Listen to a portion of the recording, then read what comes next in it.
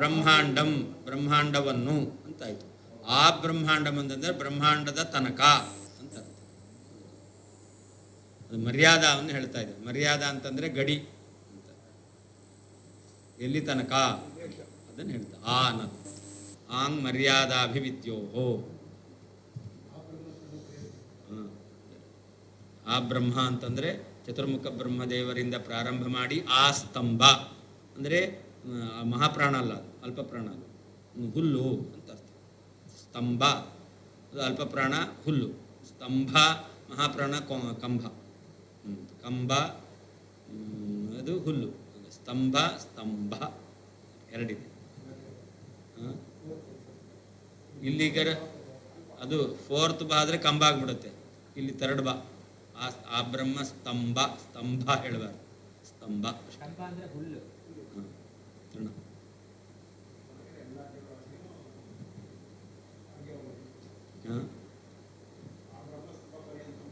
ಅಸಾರಂ ಅನಿತ್ಯಕಂ ಅದೆಲ್ಲ ಸಾರಭೂತವಾದದ್ದಲ್ಲ, ಅದೆಲ್ಲ ಅನಿತ್ಯ. ಹರೇಹೇ ಸರ್ವಾವಯವಾನಾಂ ಬ್ರಹ್ಮತ್ವೇ ಪ್ರತ್ಯಕ್ಷಂಚ ಪ್ರಮಾಣಯತಿ. ಹಿಂದೆ ಹೇಳಿದ್ರು ಸರ್ವಂ ಖಲ್ವಿದಂ ಬ್ರಹ್ಮ ಅಂತ ಶ್ರುತಿಯ ಮೂಲಕ ಭಗವಂತನ ಎಲ್ಲ ಅವಯವಗಳು ಬ್ರಹ್ಮ ಅರ್ಥಾತ್ ಪೂರ್ಣ ಅಂತ ಹೇಳಿದ್ರು. ಈಗ ಭಗವಂತನ ಅವಯವಗಳು ಪೂರ್ಣ ಅಂದರೆ ಬ್ರಹ್ಮ, ಅದರ ಆ ವಿಷಯದಲ್ಲಿ ಪ್ರತ್ಯಕ್ಷವನ್ನು ಹೇಳ್ತಾ ಇದ್ದಾರೆ.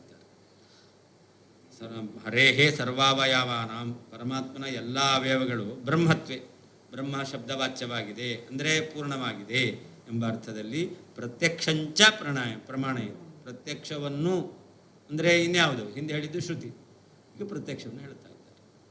ಆ ಬ್ರಹ್ಮಾಂಡ ಮಿತಿ, ಆ ಬ್ರಹ್ಮಾಂಡಂ ಬ್ರಹ್ಮಾಂಡ ಖರ್ಪರ ಪರ್ಯಂತಂ. ಬ್ರಹ್ಮಾಂಡ ಏನು ಪಾತ್ರೆ ಇದೆಯಲ್ಲ ಆ ಅಲ್ಲಿಯ ತನಕ ಅಂತ, ಎಡ್ಜ್ ಅಲ್ಲಿ ತನಕ ಅಂತ ಅರ್ಥ.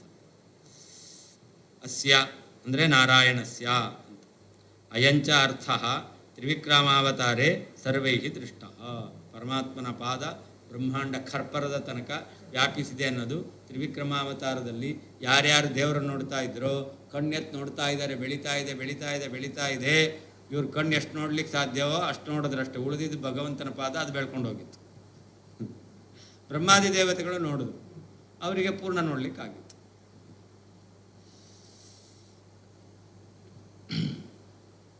ತ್ರಿವಿಕ್ರಮಾವತಾರದಲ್ಲಿ ಸರ್ವೈಹಿ ಯೋಗ್ಯೈಹಿ ಅಂತ ಅರ್ಥ. ಅದಕ್ಕೆ ಯಾರ್ಯಾರಿಗೆ ನೋಡಲಿಕ್ಕೆ ಯೋಗ್ಯತೆ ಇತ್ತೋ ಅವರು ಕಂಡಿದ್ದಾರೆ. ರೋಮ್ನಿ ಬ್ರಹ್ಮಾಂಡರಾಶಯ ಅಂತಿದೆ. ಏನರ್ಥ? ಇತ್ಯೇತತ್ ಕೋಟಿ ಬ್ರಹ್ಮಾಂಡ ವಿಗ್ರಹ ಇತಿ ವಾಸುದೇವ ಸಹಸ್ರನಾಮ ಮಧ್ಯಸ್ಥ ಭಗವನ್ ನಾಮಾರ್ಥದೃಷ್ಟಿಭಿಃ ಅಂಡಕೋಶ ಬಹಿರಯಂ 50 ಕೋಟಿ ವಿಸ್ತೃತಃ ದಶೋತ್ತರಾಧಿಕೈಃ ಯತ್ರ ಪ್ರವಿಷ್ಟಃ ಪರಮಾಣುವತ್ ಇತಿ ಭಾಗವತ ವಾಕ್ಯಾರ್ಥ ದೃಷ್ಟಿಭಿಶ್ಚ ಬ್ರಹ್ಮರುದ್ರಾದಿಭಿಃ ದೃಷ್ಟಂ. ಭಗವಂತನ ರೋಮದಲ್ಲಿ ಬ್ರಹ್ಮಾಂಡ ರಾಶಿಗಳಿದೆ ಅಂತ ಹೇಳಿದರು. ಇದನ್ನು ವಾಸುದೇವ ಸಹಸ್ರನಾಮದಲ್ಲಿ ಹೇಳಿದ್ದಾರೆ. ಏನಂತ? ಕೋಟಿ ಬ್ರಹ್ಮಾಂಡ ವಿಗ್ರಹ ಅಂತ. ಕೋಟಿ ಬ್ರಹ್ಮಾಂಡಂ ವಿಗ್ರಹೇ ಯಸ್ಯ ವಿಗ್ರಹೇ ಕೋಟಿ ಬ್ರಹ್ಮಾಂಡ. ಯಾರ ಶರೀರದಲ್ಲಿ ಕೋಟಿ ಬ್ರಹ್ಮಾಂಡ ಇದೆ ಅಂತ. ಹಾಗಾದರೆ ಆ ಭಗವಂತನ ಶರೀರದಲ್ಲಿ ಕೋಟಿ ಬ್ರಹ್ಮಾಂಡ ಇದೆ ಎಂಬುದಾಗಿ ವಾಸುದೇವ ಸಹಸ್ರನಾಮದಲ್ಲಿ ಹೇಳಿದ್ದಾರೆ. ಅಲ್ಲಿರ್ತಕ್ಕಂತಹ ಆ ಭಗವಂತನ ನಾಮದ ಅರ್ಥವನ್ನು ತಿಳಿದವರು, ನೋಡುವವರು. ನಾವೆಲ್ಲ ದೇವರನ್ನು ನಾರಾಯಣ ಅಂತ ನೋಡ್ತೇವೆ, ಕೇಳ್ತೇವೆ ಅಷ್ಟೇ, ನೋಡ್ತೇವಾ? ಇಲ್ಲ. ನಾರಾಯಣ ಅಂದ್ರೇನು? ನೀರಿನಲ್ಲಿ ಮಲಗಿದವನು. ನಮಗೆ ಕಾಣಿಸ್ತಾನ? ಬರೀ ನಾರಾಯಣನ ಶಬ್ದ ಕೇಳಿಸುತ್ತಷ್ಟೇ, ಅದರ ಅರ್ಥ ನಾವು ನೋಡಲ್ಲ. ಆದರೆ ಆ ಭಗವಂತನ ನಾರಾಯಣ ಶಬ್ದದಿಂದ ತಿಳಿದು ಬರುವ ರೂಪ ಅದನ್ನು ನೋಡುವವರು ಯಾರು? ಬ್ರಹ್ಮ ರುದ್ರಾದಿಗಳು ಅವರು. ಹಾಗೆ ಅಂಡಕೋಶೋ ಬಹಿರಯಂ 50 ಕೋಟಿ ವಿಸ್ತೃತಃ. ಅಂಡಕೋಶೋ ಬಹಿರಯಂ 50 ಕೋಟಿ ವಿಸ್ತೃತಃ ದಶೋತ್ತರಾಧಿಕೈಃ ಯತ್ರ ಪ್ರವಿಷ್ಟಃ ಪರಮಾಣುವತ್ ಅಂತ. ಅಂಡಕೋಶ ಅಂದರೆ ಬ್ರಹ್ಮಾಂಡ, ಅಂಡಕೋಶ ಬ್ರಹ್ಮಾಂಡದ ಭಾಗ, ಅದು ಅಂಡಕೋಶ. ಅಂಡಕೋಶದ ಭಾಗ ಅಂಡಕೋಶ. ಅದು ಏನಾಗಿದೆ? 50 ಕೋಟಿ ವಿಸ್ತೃತಃ ಅಂತ. ಇದು ಹೊರಗಡೆ 50 ಕೋಟಿ ವಿಸ್ತಾರವನ್ನು ಹೊಂದಿದೆ. ಹೊರಗಡೆ ಇರತಕ್ಕಂಥದ್ದು ಅದು 50 ಕೋಟಿ ವಿಸ್ತಾರ ಎಂಬತಕ್ಕಂಥದ್ದು. ಅದು ದಶೋತ್ತರಾಧಿಕೈಹಿ ಯತ್ರ ಪ್ರವಿಷ್ಟ ಪರಮಾಣುವತ್ ಅಂತ. ಇದರಲ್ಲಿ 10 ಯೋಜನ ವಿಸ್ತಾರ ಅಧಿಕವಾಗಿ ಯಾವ ಲೋಕಗಳಿದ್ದಾವೆ, 7 ಲೋಕಗಳಿದ್ದಾವಲ್ಲ, ಅದೆಲ್ಲ 14 ಲೋಕಗಳು, ಅದೆಲ್ಲ ಏನಾಗಿದೆ ಒಂದಕ್ಕಿಂತ ಒಂದು ಅದು 10 ಯೋಜನ 10,000 ಯೋಜನ ಅಧಿಕವಾಗಿ ಇರ್ತಕ್ಕಂಥದ್ದು. ಹೀಗೆ ದಶೋತ್ತರೈಹಿ ಪ್ರವಿಷ್ಟ. ಅದು ಹೇಗೆ ಕಾಣಿಸುತ್ತೆ? 50 ಕೋಟಿ ವಿಸ್ತಾರವಾಗಿರ್ತಕ್ಕಂಥ ಬ್ರಹ್ಮಾಂಡದಲ್ಲಿ ಈ 10,000 ಯೋಜನದ ಈ ಎಲ್ಲ ಲೋಕಗಳು ಹೇಗೆ ಕಾಣಿಸುತ್ತೆ? ಪರಮಾಣುವತ್ತು. ನಾವು ಫ್ಲೈಟಲ್ಲಿ ಹೋಗ್ಬೇಕಾದ್ರೆ ಕೆಳಗಡೆ ಒಂದು 1,000 ಅಡಿ, ಇನ್ನು 2,000 ಅಥವಾ 10,000 ಅಡಿ ಅಂತ ಇಟ್ಕೊಳ್ಳಿ, ಅಷ್ಟು ಕಾಣಿಸಲ್ಲ ನಮಗೆ. ಕಾಣಿಸ್ತಾ ಇರಬೇಕು ಅಂದರೆ ಒಂದು 200-300 ಅಥವಾ 1,000 ಅಡಿಯಲ್ಲಿ ಕಾಣಿಸ್ಬೋದು. ಎಷ್ಟು ಕಾಣಿಸುತ್ತೆ? ಎಲ್ಲ ಬೆಂಕಿಪಟ್ಟಣನೇ ಕಾಣಿಸೋದು, ಮನೆಗಳೆಲ್ಲ. ಹಾಗಿರಬೇಕಾದ್ರೆ ಆ 50 ಕೋಟಿ ಯೋಜನ ವಿಸ್ತಾರವಾಗಿರ್ತಕ್ಕಂಥ ಬ್ರಹ್ಮಾಂಡದಲ್ಲಿ ಬರೀ 10,000 ಕೋಟಿ ವಿಸ್ತಾರವಾಗಿರ್ತಕ್ಕಂಥ 10,000 ಯೋಜನ ವಿಸ್ತಾರವಾಗಿರ್ತಕ್ಕಂಥ ಅದು ಬ್ರಹ್ಮಾಂಡ ಲೋಕಗಳೆಲ್ಲ ಅದು ಪರಮಾಣುವಂತೆ ಕಾಣಿಸ್ತಾ ಇದೆ ಅಂತ. ಈ ರೀತಿಯಲ್ಲಿ ಇದನ್ನು ನೋಡುವವರಿದ್ದಾರೆ. ಈ ರೀತಿಯಲ್ಲಿ ಭಾಗವತದಲ್ಲಿ ಹೇಳಿರ್ತಕ್ಕಂತಹ ಅರ್ಥವನ್ನು ನೋಡ್ತಕ್ಕಂಥವರು ಯಾರು? ಬ್ರಹ್ಮರುದ್ರಾದಿವಿ. ಬ್ರಹ್ಮ ರುದ್ರ ಮೊದಲಾದಂಥ ಯೋಗ್ಯ ಜೀವರು ಅದನ್ನು ಕಂಡಿದ್ದಾರೆ. ದೃಷ್ಟಿಭಿ ದೃಷ್ಟಂ. 10 ಅಧಿಕ ಆ ಲೋಕಗಳಿದೆಯಲ್ಲ, ಒಂದಕ್ಕಿಂತ ಒಂದು, ಅದು 10 ಯೋಜನ ವಿಸ್ತಾರವಾಗಿದೆ. ಅದು ಇಟ್ಕೊಳ್ಬೇಕು. 10 ಪಟ್ಟು ಅಧಿಕ ಅಂತ ಅರ್ಥ.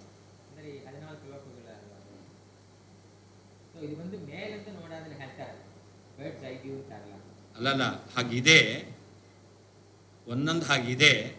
ಅದು ಹೇಗೆ ಕಾಣಿಸ್ತಾ ಇತ್ತು ಅಂತಂದರೆ ನೋಡುವವರಿಗೆ ಪರಮಾಣುವಂತೆ ಕಾಣಿಸ್ತಾ ಇತ್ತು. ಮೇಲಿಂದ ನೋಡ್ತಾರೆ, ಪರಮಾಣುವಂತೆ ಕಾಣಿಸ್ತಾ ಇತ್ತು. ಶಿಶುರೂಪಸ್ಯ ವಿಜೃಂಭಣಂ ಕುರ್ವತಃ ಕೃಷ್ಣಸ್ಯ. ಶಿಶುರೂಪ ಅಂದರೆ ಆಕಳಿಸುವಂತಹ ಬಾಯಿ ತೆರೆದಿರುವಂಥ ಕೃಷ್ಣನ ಅಂತ. ವಿಜೃಂಭಣಂ ಕುರ್ವತಃ, ವಿಜೃಂಭಣ ಅಂತಂದರೆ ಆಕಳಿಸೋದು, ಆಕಳಿಸುವಂತಹ ಕೃಷ್ಣನ. ಇದಂಚ ಯಶೋದಯ ದೃಷ್ಟಂ. ಇದನ್ನು ಯಾರು ನೋಡಿದ್ದಾರೆ? ಯಶೋಧ ನೋಡಿದ್ದಾರೆ.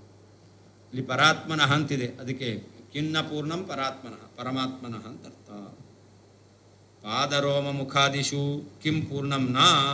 ಪಾದ ರೋಮ, ಯಾಕೆ ಪಾದ ವ್ಯಾಪ್ತವಾಗಿದೆ, ರೋಮದಲ್ಲಿ ಬ್ರಹ್ಮಾಂಡ ಕೋಟಿಗಳಿದೆ, ಮುಖದಲ್ಲಿ ಬ್ರಹ್ಮಾಂಡ ಕಂಡಿದೆ. ಅದರಿಂದ ಇದೆಲ್ಲೂ ಕಿಂ ಪೂರ್ಣಂನ, ಇದು ಪೂರ್ಣ ಅಲ್ಲವೇನು? ಪೂರ್ಣಮೇ ಆಗಿದೆ. ಸರ್ವಮಪಿ ಪೂರ್ಣಮೇವ ಬ್ರಹ್ಮೈವ ಇತಿ ಯಾವತ್ತು. ಎಲ್ಲವೂ ಪೂರ್ಣವಾಗಿದೆ ಅಂದರೆ ಏನರ್ಥ? ಸರ್ವಂ ಕಲ್ವಿದಂ ಬ್ರಹ್ಮ ಅಂತಲೇ ಅರ್ಥ.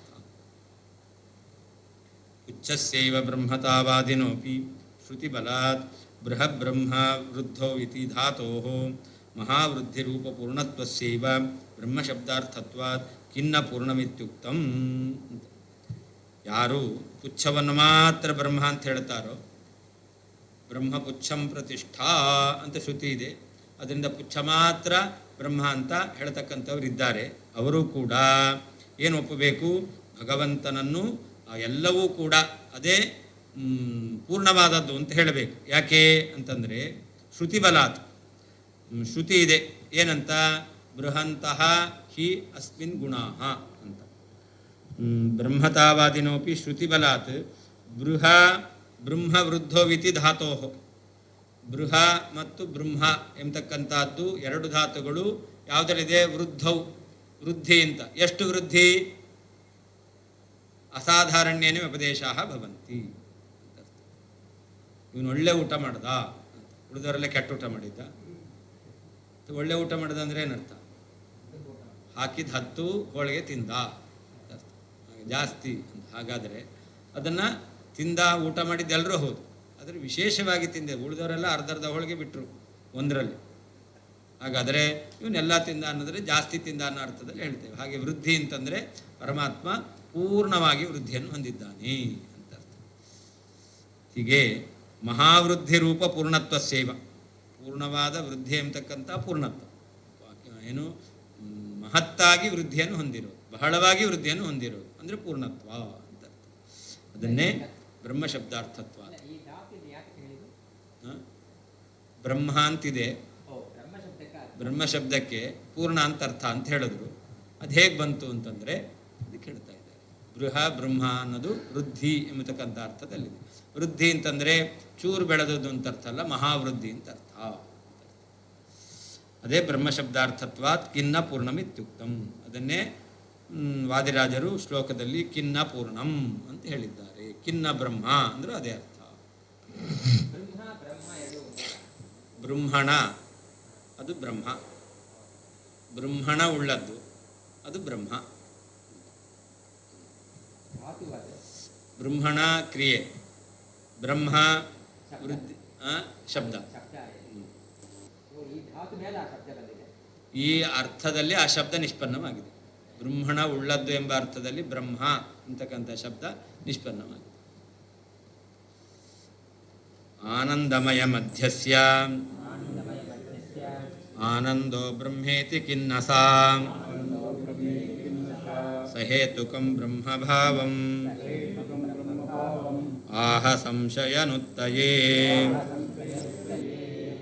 ಶ್ರುತಿ ಆನಂದ ಆತ್ಮ ಅಂತ ಹೇಳಿದೆ.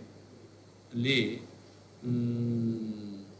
ತಸ್ಯ ಪ್ರಿಯಮೇವ ಶಿರಃ ಮೋದೋ ದಕ್ಷಿಣ ಪಕ್ಷ ಪ್ರಮೋದ ಉತ್ತರ ಪಕ್ಷ ಆನಂದ ಆತ್ಮ. ಅಲ್ಲಿ ತಲೆಯನ್ನು ಹೇಳಿದ್ರು, ಆಮೇಲೆ ಬಲಭಾಗ ಹೇಳಿದ್ರು, ಎಡಭಾಗ ಹೇಳಿದ್ರು, ಆಮೇಲೆ ಮಧ್ಯಭಾಗ ಹೇಳಿದ್ರು. ಅದರಲ್ಲಿ ಆತ್ಮ ಅಂತ ಹೇಳಿದ್ದಾರೆ. ಆತ್ಮ ಅಂದ್ರೇನು? ಮಧ್ಯಭಾಗ. ಆ ಮಧ್ಯಭಾಗವನ್ನು ಹೇಳಿ ಏನಂತ ಹೇಳಿದ್ದಾರೆ? ಆನಂದ ಅಂತ ಹೇಳಿದ್ದಾರೆ. ಆನಂದಮಯ ಮಧ್ಯಸ್ಯ, ಆನಂದಮಯ ಪರಮಾತ್ಮ, ಆ ಆನಂದಮಯವಾದಂತಹ ಮಧ್ಯಭಾಗಕ್ಕೆ ಆ ಶ್ರುತಿ ಏನು ಹೇಳಿದೆ ಅಂತಂದರೆ ಆನಂದೋ ಬ್ರಹ್ಮೇತಿ ವ್ಯಜಾನಾತ್. ನೋಡಿ, ಆನಂದ ಆತ್ಮ ಅಂತ ಹೇಳ್ತು, ಆನಂದೋ ಬ್ರಹ್ಮೇತಿ ವ್ಯಜಾನಾತ್ ಅಂತ ಹೇಳ್ತು. ಹಾಗಾದರೆ ಆನಂದವನ್ನು ಬ್ರಹ್ಮ ಎಂಬುದಾಗಿ ತಿಳಿಬೇಕು. ಶ್ರುತಿಯೇ, ತೈತ್ರೇಯ ಶ್ರುತಿಯಲ್ಲೇ ಬಂದಿದ್ದು ಎರಡೂ ಕೂಡ. ಆನಂದ ಆತ್ಮ, ಆನಂದೋ ಬ್ರಹ್ಮೇತಿ ವ್ಯಜಾನ. ಮೊದಲು ಆ ಮಧ್ಯಭಾಗ ಆನಂದ ಅಂತ ಹೇಳ್ತು. ಆ ಆನಂದ ಎಂಥದ್ದು? ಬ್ರಹ್ಮ ಅಂತ ಹೇಳ್ತು. ಹಾಗಾದರೆ ಆ ಪರಮಾತ್ಮನ ಆನಂದ ಎಂಬತಕ್ಕಂಥದ್ದೇನಾಗಿದೆ? ಎಷ್ಟು ಅಂತ ನಿಮ್ಗೆ ಸಂಶಯ ಬಂತು. ಅದಕ್ಕೋಸ್ಕರ ಸಂಶಯನುತ್ತಯೇ, ಸಂಶಯವನ್ನು ಪರಿಹಾರ ಮಾಡಲಿಕ್ಕೋಸ್ಕರ ಸಹೇತುಕಂ ಬ್ರಹ್ಮಭಾವಂ ಅಂತ ಅದು ಹೇತುವನ್ನು ಹೇಳುವ ಮೂಲಕ ಭಗವಂತನ ಆನಂದ ಎಂಬತಕ್ಕಂಥದ್ದು ಅದು ಪೂರ್ಣವಾಗಿದೆ ಎಂಬುದಾಗಿ ಹೇಳ್ತಾ ಇದೆ. ಏನು ಭಗವಂತನ ಆನಂದ ಎಂಬತಕ್ಕಂಥದ್ದು ಪೂರ್ಣವಾಗಿದೆ ಅನ್ನಲಿಕ್ಕೆ ಹೇತು ಅಂತಂದರೆ ಮುಂದೆ ಹೇಳುತ್ತೆ. ಕೋಖ್ಯೇವಾನ್ಯಾತ್ ಕ ಪ್ರಾಣ್ಯಾತ್ ಯದೇಶ ಆಕಾಶ ಆನಂದೋ ನ ಸ್ಯಾತ್ ಅಂತ. ಆನಂದಾಧ್ಯೇವ ಖಲ್ ವಿಮಾನಿ ಭೂತಾನಿ ಜಾಯಂತೆ. ಹೀಗೆ ಆನಂದ ಪೂರ್ಣ ಯಾಕೆ ಅಂತಂದರೆ ಸಹೇತುಕ, ಹೇತುವನ್ನು ಹೇಳಿದ್ದಾರೆ. ಏನು ಹೇತು? ಜಗತ್ಸೃಷ್ಟಿಯಾದಿ ವ್ಯಾಪಾರವನ್ನು ಮಾಡೋದ್ರಿಂದ ಭಗವಂತ ಅವನು ಆನಂದಪೂರ್ಣನಾಗಿದ್ದಾನೆ. ಸ್ವಲ್ಪ ವ್ಯಾಪಾರ ಮಾಡಿದ್ರೆ ಸ್ವಲ್ಪ ಆನಂದ, ಏನು ವ್ಯಾಪಾರ ಮಾಡಲಿಲ್ಲ ಅಂತಂದರೆ ದುಃಖ. ಮನುಷ್ಯ ಏನಾದರೂ ದುಃಖ ಆಗಿದೆ ಅಂತಂದರೆ ಊಟ ಬೇಡ, ತಿಂಡಿ ಬೇಡ, ಸಂಧ್ಯಾವಂದನೆ ಬೇಡ, ಪೂಜೆ ಬೇಡ, ಏನು ಬೇಡ. ಹೌದಲ್ವ? ಕೆಲವೊಂದು ಸರ್ತಿ ಊಟ ಬೇಕು ಅಂತಾಗುತ್ತೆ, ಸಂಧ್ಯಾನೆ ಬೇಡ, ದೇವ್ರ ಪೂಜೆ ಬೇಡ, ಪಾಠ ಬೇಡ, ಎಲ್ಲ ಬೇಡ. ಹಾಂ, ಅದು ಆಮೇಲೆ ಯಾರೋ ಒತ್ತಾಯ ಮಾಡಿದ್ರು ಅಂತೇಳಿ ಆಮೇಲೆ ಊಟ ಮಾಡಬೇಕು ಅಂತ ಮಾಡಲ್ಲ. ಸಂಧ್ಯಾನ ಬೇಕಾದ್ರೆ ಬಿಡ್ರಿ, ಊಟ ಅಂತ ಮಾಡ್ರಿ ಅಂತ. ಸರಿ, ನಮಗೂ ಅದೇ ಬೇಕಾಗಿತ್ತು ಅಂತ. ಅಂತೂ ಅವನಿಗೆ ಬೇಸರ ಇದೆ ಅಂತಂದರೆ ಏನು ಮಾಡಲ್ಲ. ಏನಾದರೂ ಮಾಡ್ತಾನೆ ಅಂತಂದರೆ ಅವನಿಗೆ ಆನಂದ ಇರುತ್ತೆ. ಆನಂದ ಎಷ್ಟು ಮಾಡ್ತಾನೆ? ಅಷ್ಟು ಇಷ್ಟು ಮಾಡ್ತಾನೆ ಅಷ್ಟು. ಆದರೆ ಪರಮಾತ್ಮ ಎಲ್ಲವನ್ನು ಎಲ್ಲ ಕಾಲದಲ್ಲಿ ಮಾಡ್ತಾ ಇದ್ದಾನೆ. ಆದ್ದರಿಂದ ಅವನೇನಾಗಿರಬೇಕು? ಪೂರ್ಣಾನಂದನಾಗಿರಬೇಕು ಅಂತ. ಅಲ್ಪ ಆನಂದವುಳ್ಳವನು ಅಲ್ಪ ವ್ಯಾಪಾರ ಮಾಡ್ತಾನೆ, ಪೂರ್ಣ ವ್ಯಾಪಾರ ಮಾಡ್ತಾ ಇದ್ದಾನೆ. ಎಲ್ಲೆಲ್ಲಿ ಯಾರ್ಯಾರು ಏನೇನು ವ್ಯಾಪಾರ ಮಾಡ್ತಾ ಇದ್ದಾರೋ, ಕ್ರಿಯೆ ನಡೆಸ್ತಾ ಇದ್ದಾರೋ ಎಲ್ಲವನ್ನು ಭಗವಂತ ನಡೆಸ್ತಾ ಇದ್ದಾನೆ. ಇಷ್ಟನ್ನೆಲ್ಲ ನಡೆಸಬೇಕು ಅಂದರೆ ಅವನೇನಾಗಿರಬೇಕು? ಆನಂದಪೂರ್ಣನೇ ಆಗಿರಬೇಕು ಅಂತ ಸಹೇತುಕ. ಭಗವಂತ ಸೃಷ್ಟಿಯಾದಿ ವ್ಯಾಪಾರವನ್ನು ಮಾಡ್ತಾ ಇದ್ದಾನೆ, ಆದ್ದರಿಂದ ಭಗವಂತ ಆನಂದಪೂರ್ಣನಾಗಿದ್ದಾನೆ ಅಂತ ಶ್ರುತಿ ಹೇಳ್ತಾ ಇದೆ. ಮೊದಲು ಆನಂದ ಆತ್ಮ ಅಂತ ಹೇಳ್ತು. ಆ ಆನಂದ ಎಂಥದ್ದು ಅಂತಂದರೆ ಆನಂದೋ ಬ್ರಹ್ಮೇತಿ ವ್ಯಜಾನಾತ್ ಅಂತ ಹೇಳ್ತು. ಆದ್ದರಿಂದ ಆ ಪರಮಾತ್ಮನ ಆನಂದ ಎಂಬತಕ್ಕಂಥದ್ದು ಪೂರ್ಣವೇ ಆಗಿದೆ ಅಂತ ಬರುತ್ತೆ.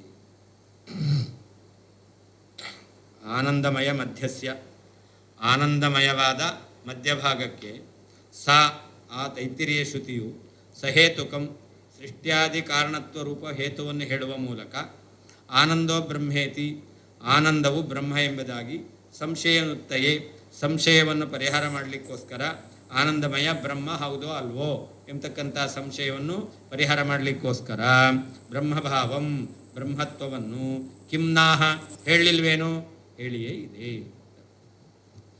ಆನಂದಮಯ ಮಧ್ಯಸ್ಯ ಆನಂದಮಯನವಾದಂತಹ ಮಧ್ಯಭಾಗಕ್ಕೆ ಆನಂದಮಯ ಮಧ್ಯಸ್ಯ ಆನಂದಮಯನ ಮಧ್ಯ ಅಲ್ಲ ಆನಂದಮಯವಾದ ಮಧ್ಯಭಾಗಕ್ಕೆ ಸಾ ಆ ತೈತ್ತಿರೀಯ ಶ್ರುತಿಯು ಸಹೇತುಕಂ ಹೇತುವನ್ನು ಸೃಷ್ಟ್ಯಾದಿ ಕಾರಣತ್ವವನ್ನು ಹೇಳುವ ಮೂಲಕ ಆನಂದೋ ಬ್ರಹ್ಮೇತಿ ಆನಂದ ಬ್ರಹ್ಮ ಎಂಬುದಾಗಿ ಸಂಶಯನುತ್ತಯೇ ಆನಂದಮಯನು ಬ್ರಹ್ಮ ಹೌದೋ ಅಲ್ಲೋ ಎಂಬತಕ್ಕಂಥ ಸಂಶಯವನ್ನು ಪರಿಹಾರ ಮಾಡಲಿಕ್ಕೋಸ್ಕರ ಬ್ರಹ್ಮಭಾವಂ ಬ್ರಹ್ಮತ್ವವನ್ನು ಕಿಂ ನ ಆಹ ಹೇಳಿಲ್ವೇನು ಹೇಳಿಯೇ ಇದೆ.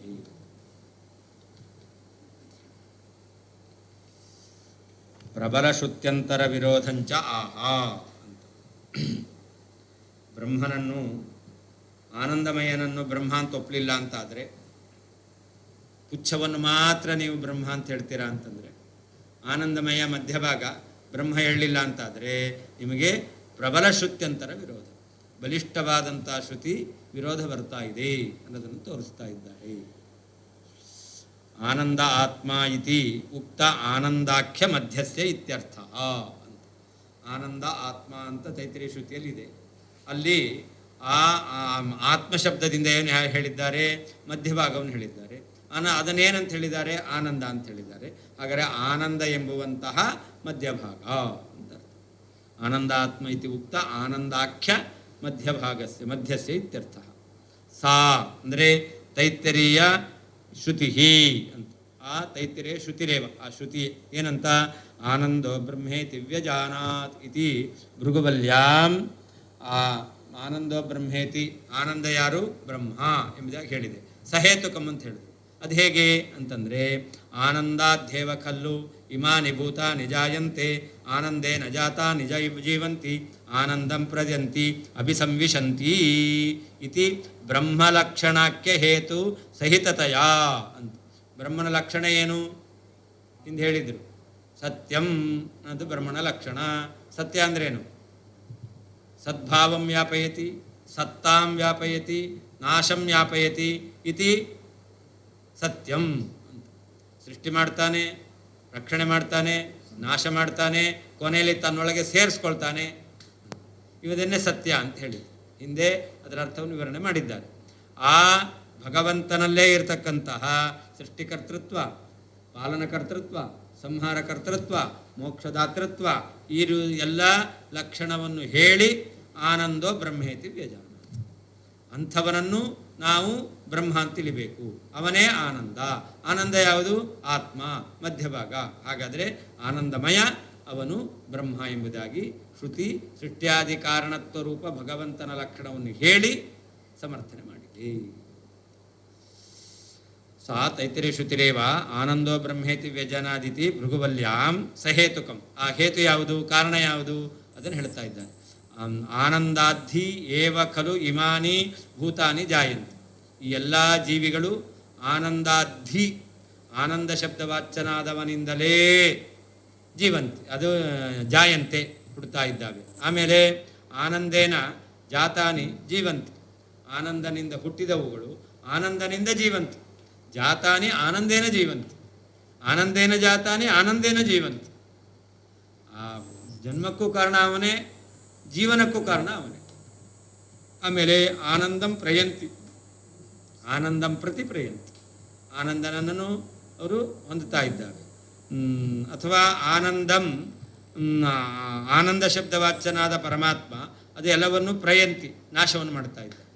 ಆಮೇಲೆ ಆನಂದಂ ಅಭಿಸಂವಿಶಂತಿ ಮೋಕ್ಷದಲ್ಲಿ ಪರಮಾತ್ಮನ್ನೇ ಪ್ರವೇಶ ಮಾಡುತ್ತಾ ಇದ್ದಾವೆ. ಇತಿ ಬ್ರಹ್ಮಲಕ್ಷಣ ಅಂತ ಭಗವಂತನ ಲಕ್ಷಣ. ಅದೇ ಹೇತು. ಬ್ರಹ್ಮಲಕ್ಷಣಾಖ್ಯ ಹೇತು ಸಹಿತತೆಯ ಬ್ರಹ್ಮಭಾವಂ. ಬ್ರಹ್ಮಭಾವ ಅಂದರೆ ಬ್ರಹ್ಮತ್ವವನ್ನು ಸಂಶಯನುತ್ತಯೇ ನಾಹ ಕಿಂ ಸಂಶಯ ಪರಿಹಾರಕ್ಕೋಸ್ಕರ ಹೇಳಿಲ್ವೇನು? ಹೇಳಿಯೇ ಇದೆ. ಖಲು ಇಮಾನಿ ಭೂತಾನಿ ಆನಂದಾಧ್ಯೇವ.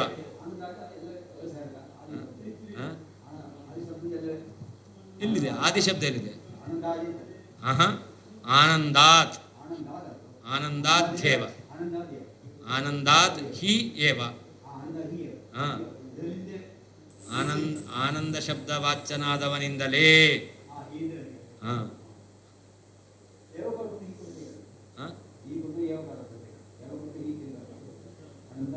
ಎರಡು ಇದೆ. ಹಿ ಯತಃ ಆನಂದಾತ್ ಏವ, ಹಿ ಯಸ್ಮಾತ್ ಕಾರಣಾತ್, ಹಿ ಅಂದರೆ ಯಸ್ಮಾತ್, ಆನಂದಾತ್ ಏವ ಆನಂದ ಶಬ್ದವಾಚ್ಯನಾದ ಪರಮಾತ್ಮನಿಂದಲೇನೆ ಇಮಾನಿ ಭೂತಾನಿ ಜಾಯಂತೆ ಖಲು. ಈ ಎಲ್ಲ ಜೀವಿಗಳು ಹುಡ್ತಾ ಇರ್ತಾನೆ, ಅದು ಹೌದು, ಪ್ರಸಿದ್ಧವಾಗಿದೆ. ಹಿ ಯಸ್ಮಾತ್.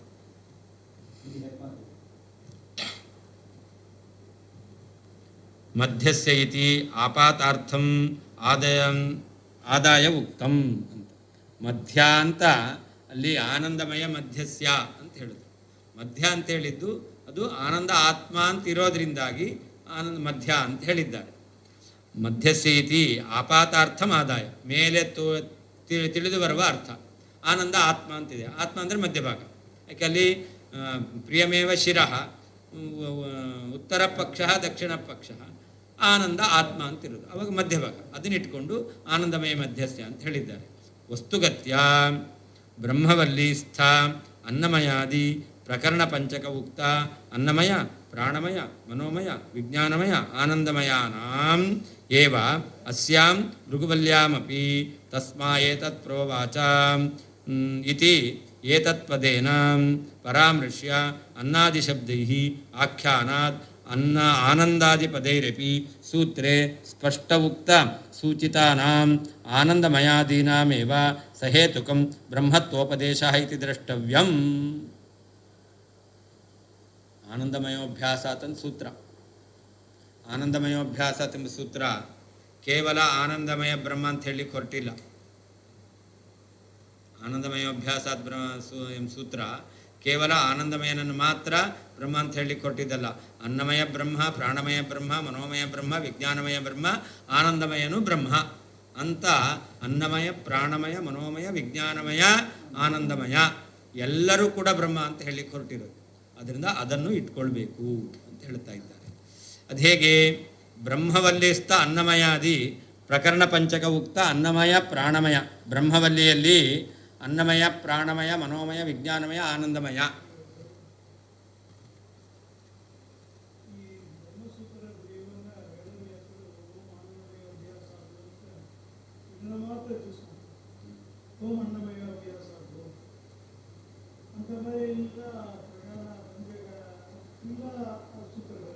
ಬರಲಿಲ್ಲ.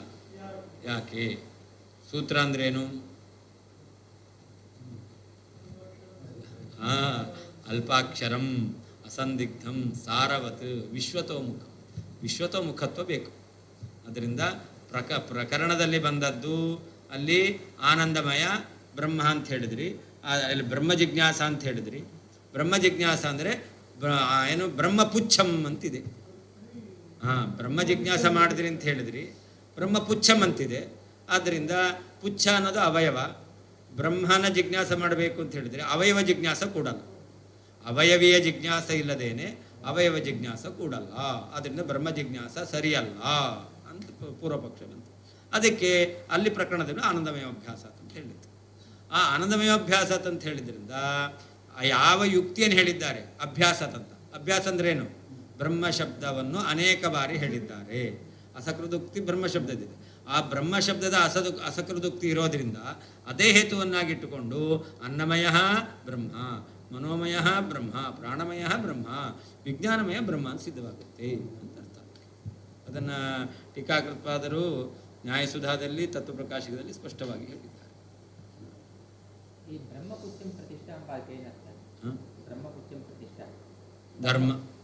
ಬ್ರಹ್ಮಪುಚ್ಛಂ ಪ್ರತಿಷ್ಠಾ. ಅಲ್ಲಿ ಆನಂದಮಯನ ರೂಪವನ್ನು ಹೇಳ್ತಾ ಇದ್ದ. ಆಯಿತಾ? ಅವನು ಹೇಗಿದ್ದಾನೆ? ಪ್ರಿಯ ಎಂಬತಕ್ಕಂಥ ಒಂದು ಆನಂದ, ಅದು ಅವನ ತಲೆ. ಮೋದ ಎಂಬತಕ್ಕಂಥ ಆನಂದ, ಅದು ದಕ್ಷಿಣ ಭಾಗ. ಪ್ರಮೋದ ಎಂಬತಕ್ಕಂಥ ಒಂದು ಆನಂದ, ಅದು ಎಡಭಾಗ. ಆನಂದ ಎಂಬತಕ್ಕಂಥದ್ದು ಮಧ್ಯಭಾಗ. ಬ್ರಹ್ಮಶಬ್ದವಾಚ್ಯವಾದಂತಹ ಆನಂದ ಅದು ಪುಚ್ಛ ಅಂದರೆ ಕಾಲು. ಹೀಗೆ ಆನಂದಮಯನ ಎಲ್ಲ ಅವಯವಗಳು ಕೂಡ ಅದು ಆನಂದ ಅಂತ ಶ್ರುತಿಯ ಒಟ್ಟು ತಾತ್ಪರ್ಯ. ಆನಂದಮಯನ ರೂಪ ಹೇಗಿದೆ? ತಲೆಯಿಂದ ಕಾಲು ತನಕ ಎಲ್ಲ ಆನಂದ.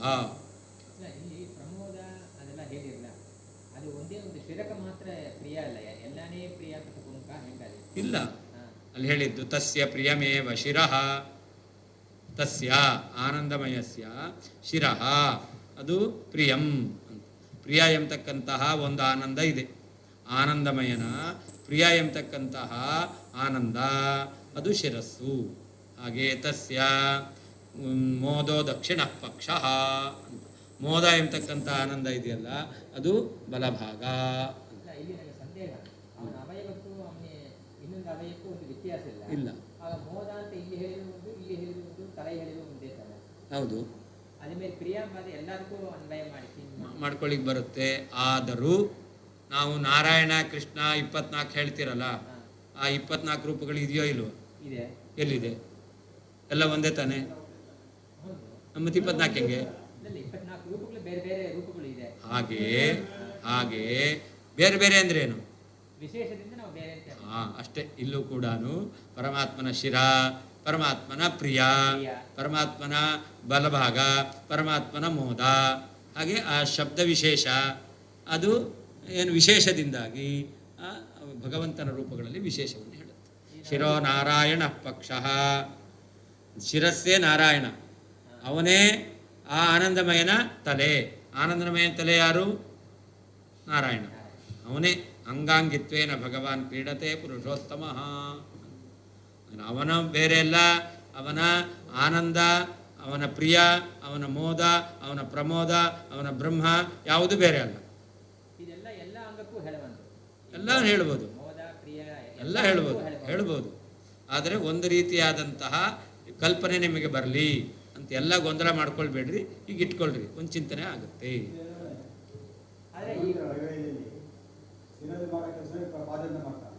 ಹೌದು,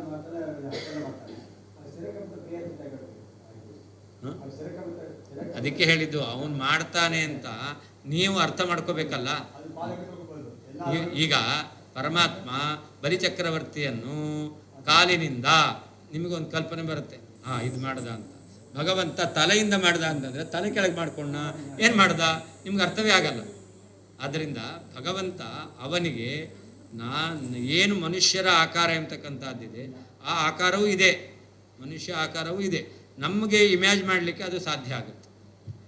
ಇಲ್ಲ ಅಂತಂದರೆ ಆ ಭಗವಂತನನ್ನು ಏನೇನು ವ್ಯಾಪಾರ ಮಾಡ್ದ, ಹೇಗೆ ಮಾಡ್ದ ಅದು ನಮಗೆ ತಿಳ್ಕೊಳ್ಳಿಕ್ಕೆ ಆಗೋದು.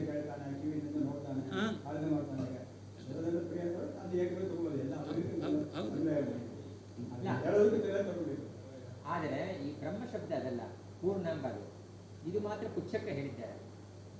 ಅಲ್ಲಿ ಪ್ರಿಯ, ಮೋದ ಇದೆಲ್ಲ ಬೇರೆ ಬೇರೆ ಶಬ್ದಗಳು. ಬ್ರಹ್ಮ ಶಬ್ದ ಪೂರ್ಣ ಅಂದ್ರೆ ಎಲ್ಲಾನೇ ಅದರಲ್ಲಿ ಅಡಗಿದೆ ಅಂತ ಅರ್ಥ. ಬ್ರಹ್ಮ ಅನ್ನೋದು ಪ್ರಿಯ ಶಬ್ದದ ಅರ್ಥ ಏನೋ ಅದೇ ಬ್ರಹ್ಮ. ಆ ಆನಂದದಲ್ಲಿರುವಂತಹ ಏನು ವೈವಿಧ್ಯ ಇದೆ ಅದು ಒಂದೊಂದು ಶಬ್ದದಲ್ಲಿ ಹೇಳಿದ್ದಾರೆ. ಬ್ರಹ್ಮ ಅನ್ನೋದಕ್ಕೂ ಪೂರ್ಣ ಅಂತನೂ ಅರ್ಥ, ಆನಂದ ಅಂತನೂ ಅರ್ಥನೇ. ಎಲ್ಲ ಸುಖದ ಬಗ್ಗೆ ಹೇಳೋದು, ಆನಂದ ರೂಪಿಯಾದ ಪರಮಾತ್ಮ. ಇಲ್ಲಿ ಬ್ರಹ್ಮ ಪುಚ್ಚಂ ಪ್ರತಿಷ್ಠಾ ಅಂತ ಹೇಳಿದ್ದಾರೆ. ಆ ಪುಚ್ಚನೇ ಬ್ರಹ್ಮನ ಇದ್ದಾನ ಅಂತ ಅರ್ಥವಾ? ಇಲ್ಲ ಬ್ರಹ್ಮ ಎಂಬ ಆನಂದ ಪುಚ್ಚಕ್ಕೆ ಅದಂತ ಅರ್ಥವಾ? ಅಲ್ಲಿ ಅವ್ರ ಮತ ಪ್ರಕಾರ ಬ್ರಹ್ಮ ಅಂತಂದರೆ ಯಾವ ಜಗತ್ಕಾರಣನಾದ ಬ್ರಹ್ಮ, ಅವನು ಬ್ರಹ್ಮ ಪುಚ್ಛಂ, ಆನಂದಮಯನ ಪುಚ್ಛ.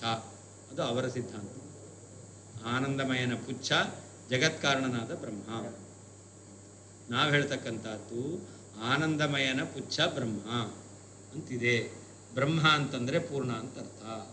ಆನಂದಮಯನ ಪುಚ್ಛ ಪಾದ ಅದು ಪೂರ್ಣ ಅಂತ ಅರ್ಥ. ಏನು ಪೂರ್ಣ ಅಂತ ಪುನಃ ಪ್ರಶ್ನೆ ಬರುತ್ತೆ. ಪೂರ್ಣ ಅಂತಂದರೆ ಅವಾಗ ಹಿಂದೆ ಹೇಳಿದ್ದು ಯಾವ ಆನಂದಾದಿಗಳಿದೆ ಅದರಿಂದ ಪೂರ್ಣ ಅಂತ ಅರ್ಥ. ಹಾಗಾದ್ರೆ ಹಿಂದೆ ಹೇಳಿದ್ದೆಲ್ಲ ಮೋದೋ ದಕ್ಷಿಣ ಪಕ್ಷ ಅಂತ ಹೇಳಿದ್ರು, ಅಲ್ಲಿ ಆನಂದ ಪೂರ್ಣ ಅಂತ ಹೇಳಿಲ್ಲಲ್ಲ ಅಂತ ನಿಮ್ಮ ಪ್ರಶ್ನೆ. ಅದಕ್ಕೆ ಇದೇ ಶ್ರೀಮಂತ ಅಂತ ಕರೀತಾರೆ. ಭಿಕ್ಷುಕನು ಶ್ರೀಮಂತ. ಶ್ರೀಮಂತ ಅಂದರೆ ಏನರ್ಥ? ಕಾಸಿದೆ ಅಂತ. ಭಿಕ್ಷುಕನ ಹತ್ರ ಕಾಸಿಲ್ವಾ? ಅದಕ್ಕೇನರ್ಥ? ಕಾಸಿದೆ ಅಂತಂದರೆ ಶ್ರೀಮಂತ ಅಂದರೆ ಉಳಿದವರಲ್ಲಿ ಯಾರಲ್ಲೂ ಇಲ್ಲದೆ ಇರತಕ್ಕಂತಹ ಹಣ ಇದೆ ಅಂತ. ಹಾಗೆ ಇಲ್ಲೂ ಕೂಡ ಮೋದ ಇದೆ ಅಂದರೆ ಇತರರಲ್ಲಿ ಯಾರಲ್ಲೂ ಇಲ್ಲದೆ ಇರತಕ್ಕಂಥ ಮೋದ ಇದೆ ಅಂದರೆ ಪೂರ್ಣವಾದ ಇದೆ ಅಂತ. ನಾವು ಅನ್ವಯ ಮಾಡ್ಕೊಂಡು ಪೂರ್ಣವಾದ ಮೋದ, ಪೂರ್ಣವಾದ ಪ್ರಿಯ. ಇಲ್ಲಾಂದರೆ ಶ್ರುತಿ ಅದಕ್ಕೆ ವ್ಯಾಖ್ಯಾನ ಯಾಕೆ ಬೇಕಾಗಿತ್ತು? ಶ್ರುತಿಗೆ ವ್ಯಾಖ್ಯಾನ ಬೇಕು ಅಂತಂದರೆ ಶ್ರುತಿ ರಹಸ್ಯವಾಗಿ ಹೇಳುತ್ತದೆ. ಪರೋಕ್ಷ ಪ್ರಿಯ ಇವ ಹಿ ದೇವಾ, ಅವರಿಗೆ ಅರ್ಥ ಆಗೋಗಿ ಹೇಳುತ್ತೆ, ನಾವು ಅರ್ಥ ಮಾಡ್ಕೋಬೇಕು.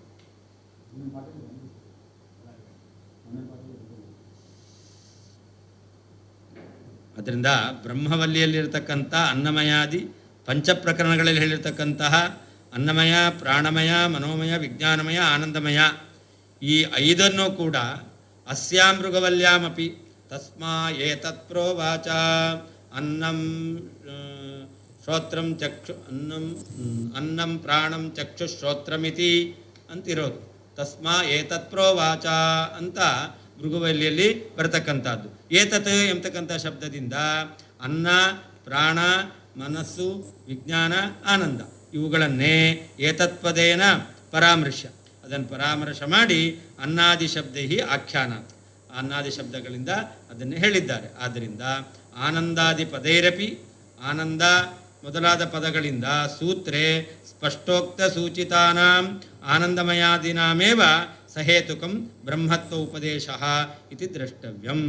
ಆದ್ದರಿಂದ ಈ ಸೂತ್ರದಲ್ಲಿ ಆನಂದಮಯೋಭ್ಯಾಸಾತ್ ಎಂಬ ಸೂತ್ರದಲ್ಲಿ ಆನಂದಮಯಾದಿ ಶಬ್ದದಿಂದ ಯಾವ ಅನ್ನಮಯ, ಪ್ರಾಣಮಯ, ಮನೋಮಯ, ವಿಜ್ಞಾನಮಯಗಳೂ ಕೂಡ ಸೂಚಿತವಾಗಿದೆಯೋ ಅದನ್ನು ಸೇರಿಸಿಕೊಂಡೇ ಆನಂದಮಯಾತ್ ಎಂಬತಕ್ಕಂಥ ಸೂತ್ರದಲ್ಲಿ ಬ್ರಹ್ಮತ್ವವನ್ನು ಹೇಳಿದ್ದಾರೆ ಅಂತ ಅರ್ಥ. ಅಲ್ಲಿ ಶ್ರುತಿಯಲ್ಲಿ ಇರ್ತಕ್ಕಂಥ ವಾಕ್ಯ ಅದು. ತಸ್ಮಾತ್ ಅವನು ಪ್ರಶ್ನೆ ಮಾಡಿದ್ದರಿಂದ ಏತತ್ ಪ್ರವಾಚ, ತಸ್ಮಾತ್ ತಸ್ಮೈ, ಅಲ್ಲಿ ತಸ್ಮಾತ್ ಅಲ್ಲ ತಸ್ಮೈ, ಪ್ರಶ್ನೆ ಮಾಡಿದ, ಹೌದು ಸಂಧಿಯಾಗಿದೆ. ತಸ್ಮೈ ಇದ್ದದ್ದು ತಸ್ಮಾ ಆಯಿತು. ಏಚೋ ಯವಾಯಾವಹ ಅಂತ ಆಯಿ ಬಂತು, ಯಕಾರ ಲೋಪಶಾಕಲಸ್ಯ ಅಂತ ಲೋಪ ಆಯಿತು, ತಸ್ಮಾ ಅಂತ ಆಯಿತು. ತಸ್ಮಾ ಅಂದರೆ ತಸ್ಮೈ, ಪ್ರಶ್ನೆ ಮಾಡಿದಂತಹ ಭೃಗುವಿಗೆ ವರ್ಣನು ಏತತ್ ಪ್ರೋವಾಚ ಅಂತ. ಅನ್ನಂ ಚಕ್ಷು ಶ್ರೋತ್ರಂ ಮನೋವಾಚಮಿತಿ ಅಂತ ಅಲ್ಲಿ ಇರ್ತಕ್ಕಂಥದ್ದು. ತಸ್ಮೈ ಅಂತ ಅವನಿಗೆ, ಪ್ರಶ್ನೆ ಮಾಡಿದ ಮಗನಾದ ಭೃಗುವಿಗೆ ಅಂತ. ಹೌದು, ತೈತಿರುಪನಿಷತ್ತಿನ ವಾಕ್ಯ, ಹೌದು, ಭೃಗುವಲ್ಲಿ ಇರ್ತಕ್ಕಂಥ ವಾಕ್ಯ. ಅತಃ ನ ಕೇವಲಂ ಸೂತ್ರ ಪರಿತ್ಯಾಗಿ ಪರಕೀಯ ಭಾಷ್ಯಕಾರ. ಆದ್ದರಿಂದ ಪರಕೀಯ ಭಾಷ್ಯಕಾರ ಅವನು ಕೇವಲ ಸೂತ್ರವನ್ನು ತ್ಯಾಗ ಮಾಡಿದ್ದಲ್ಲ, ಉಕ್ತ ವಿಧೇಯ ಪ್ರಬಲ ಬಹುತರ ಶ್ರುತಿ ತ್ಯಾಗೀಚ, ಹಿಂದೆ ಹೇಳಿದ ರೀತಿಯಲ್ಲಿ ಅನೇಕ ವಿಧವಾಗಿರ್ತಕ್ಕಂಥ ಶ್ರುತಿಗಳನ್ನು ತ್ಯಾಗ ಮಾಡಿದ್ದಾನೆ. ಇತಿ ಚ ನ ವೈದಿಕ ಸಭಾಸು ಶ್ಲಾಘ ಯೋಗ್ಯ. ಅವನು ವೈದಿಕರು ವೇದಕ್ಕೆ ಅರ್ಥವನ್ನು ಹೇಳ್ತಕ್ಕಂಥವರ ಸಭೆಯಲ್ಲಿ ಅವನಿಗೆ ಏನು ಶೋಭೆ ಇಲ್ಲ ಅಂತ. ವೇದಕ್ಕೆಲ್ಲ ತಪ್ಪಾದ ಅರ್ಥವನ್ನು ಹೇಳಿದ್ದಾನೆ, ಸೂತ್ರ ವಿರೋಧಿಯಾದ ಅರ್ಥವನ್ನು ಹೇಳ್ತಾ ಇದ್ದಾನೆ. ಆದ್ದರಿಂದ ಅವನಿಗೆ ಯಾವ ಮರ್ಯಾದೆಯೂ ಇಲ್ಲ. ಅಂಗಸ್ಯ ಪೂರ್ಣತಾಯಾಂ ಹಿ ಕಿಂ ವಾಚ್ಯಾಂಗಿನಿ ಪೂರ್ಣತಾ ಪಾದಸ್ಥೌಲ್ಯಾದತಿಸ್ಥೌಲ್ಯಂ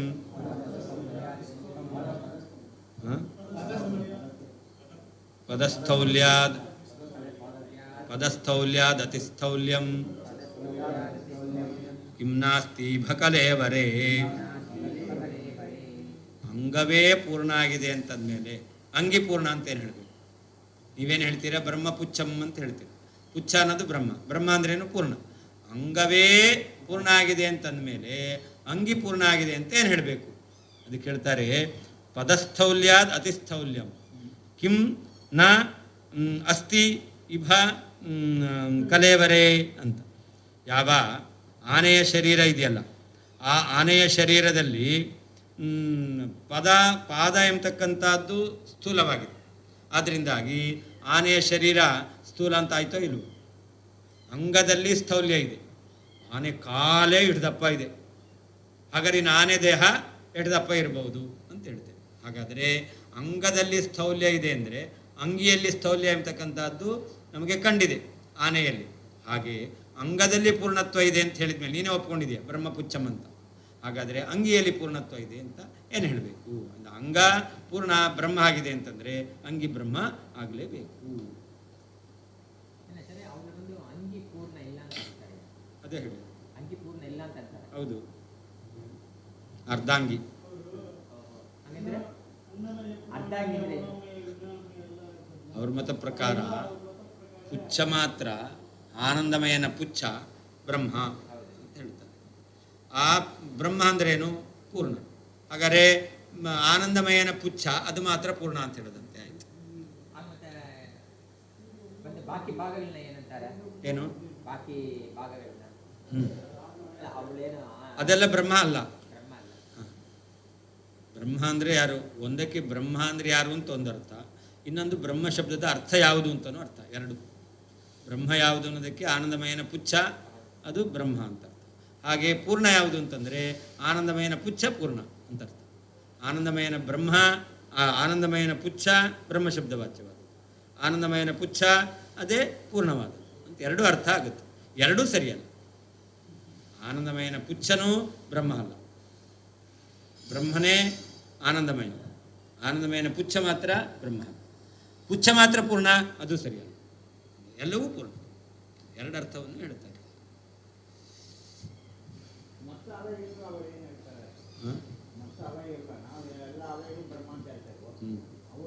ಬ್ರಹ್ಮನಿಗೆ ಅವಯವೇ ಇಲ್ಲ, ನಿರಾಕಾರ. ಅಂಗಸ್ಯ, ಅಂಗಕ್ಕೆ ಪೂರ್ಣತಾಯಾಂ ಹಿ ಪೂರ್ಣತ್ವ ಇದ್ದರೆ ಅಂಗಿನಿ, ಅಂಗಿಯಲ್ಲಿ ಅಂದರೆ ಅವಯವಿಯಲ್ಲಿ ಪೂರ್ಣತಾ ಪೂರ್ಣತ್ವವು ಕಿಂ ವಾಚ್ಯಂ ಇದೆ ಅಂತೇನು ಹೇಳಬೇಕು? ಇದ್ದೇ ಇರುತ್ತೆ. ಯಾಕೆ? ಇಭ ಕಲೇವರೆ, ಆನೆಯ ಶರೀರದಲ್ಲಿ ಪದಸ್ಥೌಲ್ಯ, ಪಾದದ ಸ್ಥೌಲ್ಯದಿಂದ ಅತಿಸ್ಥೌಲ್ಯಂ ಬಹಳ ಸ್ಥೂಲತ್ವ ಎಂಬತಕ್ಕಂಥದ್ದು ಕಿಮ್ನ ಇಲ್ಲವೇನು? ಶರೀರದಲ್ಲಿ ಪಾದಸ್ಥೌಲ್ಯದಿಂದ ಅತಿಸ್ಥೌಲ್ಯ ಎಂಬತಕ್ಕಂಥದ್ದು ಇದ್ದೇ ಇದೆ. ಹಾಗೆ ಅಂಗವು ಪೂರ್ಣ ಆಗಿದೆ ಅಂದರೆ ಅಂಗಿ ಪೂರ್ಣವೇ ಆಗಿರುತ್ತೆ. ಯುಕ್ತಿಯನ್ನು ಹೇಳ್ತಾ ಇದ್ದಾರೆ. ಅಂಗಸ್ಯ, ಅಂಗಕ್ಕೆ ಪೂರ್ಣತಾಯಾಂ ಹಿ ಪೂರ್ಣತ್ವ ಇದೆ ಅಂತಾದರೆ ಅಂಗಿನಿ, ಅಂಗಿಯಲ್ಲಿ ಅವಯವಿಯಲ್ಲಿ ಪೂರ್ಣತಾ ಪೂರ್ಣತ್ವವು ಕಿಂ ವಾಚ್ಯಂ ಏನು ಹೇಳಬೇಕು? ಮತ್ತ್ಯಾಕೆ ಹೇಳಬೇಕು? ಇದ್ದೇ ಇರುತ್ತೆ. ಅದು ಹೇಗೆ? ಇಭ ಕಲೇವರೆ, ಆನೆಯ ಶರೀರದಲ್ಲಿ ಪದಸ್ಥೌಲ್ಯ, ಪಾದದ ಸ್ಥೌಲ್ಯದಿಂದ ಅತಿಸ್ಥೌಲ್ಯಂ ಕಿಂ ನ, ಅದರ ದೇಹದಲ್ಲಿ ಬಹಳ ಸ್ಥೌಲ್ಯವು ಇಲ್ಲವೇನು? ಇದ್ದೇ ಇದೆ. ಇದಾನೀಂ ಪರಪ್ರಕ್ರಿಯಾ ಮೂಲ ಯುಕ್ತಿಬಲಾದೇವ ಆನಂದಮಯಸ್ಯ ಬ್ರಹ್ಮತಾಂ ಸಾಧಯತಿ ಅಂತ. ಈಗ ಪರಕೀಯರು ಅವರ ಪ್ರಕ್ರಿಯೆಗೆ ಮೂಲವಾದದ್ದು ಯುಕ್ತಿ. ಆ ಯುಕ್ತಿಯಿಂದಲೇ ಅವ್ರ ಯುಕ್ತಿ ಏನು ಅಂತಂದರೆ ಅಂಗ ಬ್ರಹ್ಮ ಅಂತಾದರೆ ಅಂಗಿ ಬ್ರಹ್ಮ ಅಂತ ಆಗಲಿಕ್ಕೆ ಸಾಧ್ಯ ಇಲ್ಲ ಅನ್ನೋದು ಯುಕ್ತಿ. ಅದಕ್ಕೆ ನಾವು ಹೇಳ್ತೇವೆ ಅಂಗವೇ ಪೂರ್ಣ ಆಗಿದೆ ಅಂತಂದರೆ ಅಂಗಿ ಪೂರ್ಣ ಆಗಿದೆ ಅಂತ ಏನು ಹೇಳಬೇಕು ಅಂತ. ಪರಕೀಯ ಪ್ರಕ್ರಿಯಾ ಮೂಲ ಯುಕ್ತಿ ಬಲಾದೇವ, ಅವರೇನು ಪುಚ್ಛವನ್ನೇ ಬ್ರಹ್ಮ ಅಂತ ಹೇಳ್ತಾ ಇದ್ದಾರೆ. ಅದಕ್ಕೆ ಯುಕ್ತಿ ಏನು? ಅಂಗ ಎಂಬತಕ್ಕಂಥದ್ದು ಬ್ರಹ್ಮ ಆದ್ದರಿಂದ ಅಂಗಿ ಬ್ರಹ್ಮ ಆಗಲಿಕ್ಕೆ ಸಾಧ್ಯ ಇಲ್ಲ ಅಂತ ಹೇಳ್ತಾರೆ. ಹೀಗೆ ಅವರು ಹೇಳಿರ್ತಕ್ಕಂತಹ ಯುಕ್ತಿಯನ್ನೇ ಇಟ್ಟುಕೊಂಡು ಆನಂದಮಯಸ್ಯ ಬ್ರಹ್ಮತಾಂ ಸಾಧಯತಿ, ಆನಂದಮಯನಿಗೆ ಬ್ರಹ್ಮತ್ವ ಇದೆ ಅಂತ ನಾವು ಹೇಳ್ತಾ ಇದ್ದೇವೆ. ಅವ್ರು ಹೇಳೋದು ಅಂಗ ಎಂಬತಕ್ಕಂಥದ್ದು ಬ್ರಹ್ಮ ಅಂತ ಹೇಳಿದೆ, ಅಂಗಿ ಬ್ರಹ್ಮ ಆಗ್ಲಿಕ್ಕೆ ಸಾಧ್ಯ ಇಲ್ಲ. ಯಾಕೆ ಅಂತಂದರೆ ಅಂಗಿಯೇ ಬ್ರಹ್ಮ ಆಗಿದ್ರೆ ಅಂಗ ಅಂತ ಬ್ರಹ್ಮ ಯಾಕೆ ಹೇಳಬೇಕು? ಅಂಗ ಬ್ರಹ್ಮ ಅಂತ ಶ್ರುತಿ ಹೇಳಿದೆ ಅಂತಾದರೆ ಪುಚ್ಛವನ್ನು ಬ್ರಹ್ಮ ಅಂತ ಹೇಳಿದೆ ಅಂತ, ಒಂದು ವೇಳೆ ಅಂಗಿಯೇ ಆಗಿಬಿಟ್ಟಿದ್ರೆ ಪುಚ್ಛವನ್ನು ಬ್ರಹ್ಮ ಅಂತ ಹೇಳುವಂಥ ಅವಶ್ಯಕತೆ ಏನಿದೆ? ಹಾಂ, ಪುಚ್ಛನ ಬ್ರಹ್ಮಪುಚ್ಛಂ ಅಂತ ಹೇಳಿದೆ. ಬ್ರಹ್ಮಪುಚ್ಛಂ ಅಂತ ಉಲ್ಲೇಖ ಮಾಡಿದ್ರಿಂದ ಏನರ್ಥ? ಕೈ ಮಾತ್ರ ಸುಡ್ತು ಅಂತ ಹೇಳಿದ್ರೆ ಕೈ ಸುಟ್ಟಿದೆ ಅಂದರೆ ಏನರ್ಥ? ಸುಟ್ಟಿಲ್ಲ ಅಂತ ಅರ್ಥ ತಾನೆ. ಹಾಗಾದರೆ ಪುಚ್ಛಂ ಬ್ರಹ್ಮ ಅಂದಾಗ ಉಳಿದಿದ್ದು ಅಲ್ಲ ಅಂತ ಹೇಳದಂತೆ ಆಯಿತು ಅವ್ರದ್ದು ಯುಕ್ತಿಯನ್ನು. ಅದೇ ಯುಕ್ತಿ ನಾವು ಹೇಳ್ತಾ ಇದ್ದೇವೆ. ಪುಚ್ಛವನ್ನೇ ಬ್ರಹ್ಮ ಅಂತ ಹೇಳಿದ ಮೇಲೆ ಉಳಿದಿದ್ದೆಲ್ಲ ಬ್ರಹ್ಮ ಆಗಿದೆ ಅಂತ ಏನು ಹೇಳಬೇಕು ಅಂತ ನಾವು ಹೇಳ್ತೇವೆ. ಇಭ ಅಂದರೆ ಆನೆ, ಕಲೇವರ ಅಂದರೆ ಶರೀರ. ಆನೆಯ ಶರೀರದಲ್ಲಿ ಪಾದ ದೊಡ್ಡದಾಗಿದೆ ಅಂದಮೇಲೆ ಅದು ಇಡೀ ಶರೀರ ದೊಡ್ಡದಾಗಿದೆ ಅಂತ ಏನು ಹೇಳಬೇಕು?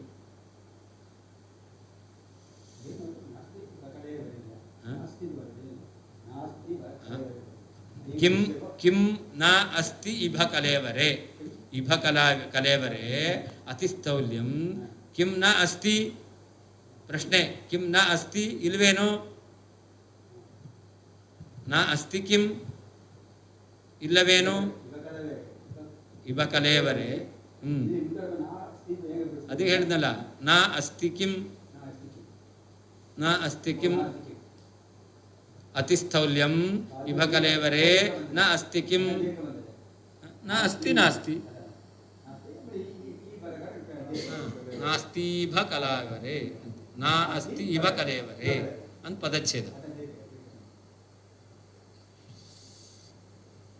ಅಂಗಸ್ಯ ಉಚ್ಛಪದೋದಿತ ಪಾದರೂಪ ಅಂಗಸ್ಯ ಅಂತ, ಅಲ್ಲಿ ಅಂಗ ಅಂತಿದೆ. ಅಂಗ ಅಂದರೆ ಯಾವುದು? ಪಾದರೂಪ ಅಂಗ. ಅದು ಹೇಗೆ ಅಂದರೆ ಪುಚ್ಛ ಪದದಿಂದ ಹೇಳಿರ್ತಕ್ಕಂಥದ್ದು. ಪುಚ್ಛ ಪದದಿಂದ ಹೇಳಲ್ಪಟ್ಟಂಥ ಪಾದರೂಪ ಅಂಗಕ್ಕೆ ಅಂಗಾನಿ ತಾದೃಶ ಪಂಚಾಂಗ ಭರಿತಾಂಗಮಯೇ ಅಂತ. ಅಂಗಿನಿ, ಅಂಗಿನಿ ಅಂತಂದರೆ ಆನಂದಮಯನಲ್ಲಿ ಅಂತ ಅರ್ಥ. ಎಂತಹ? ಪಂಚಾಂಗಭರಿತ ಆನಂದಮಯ.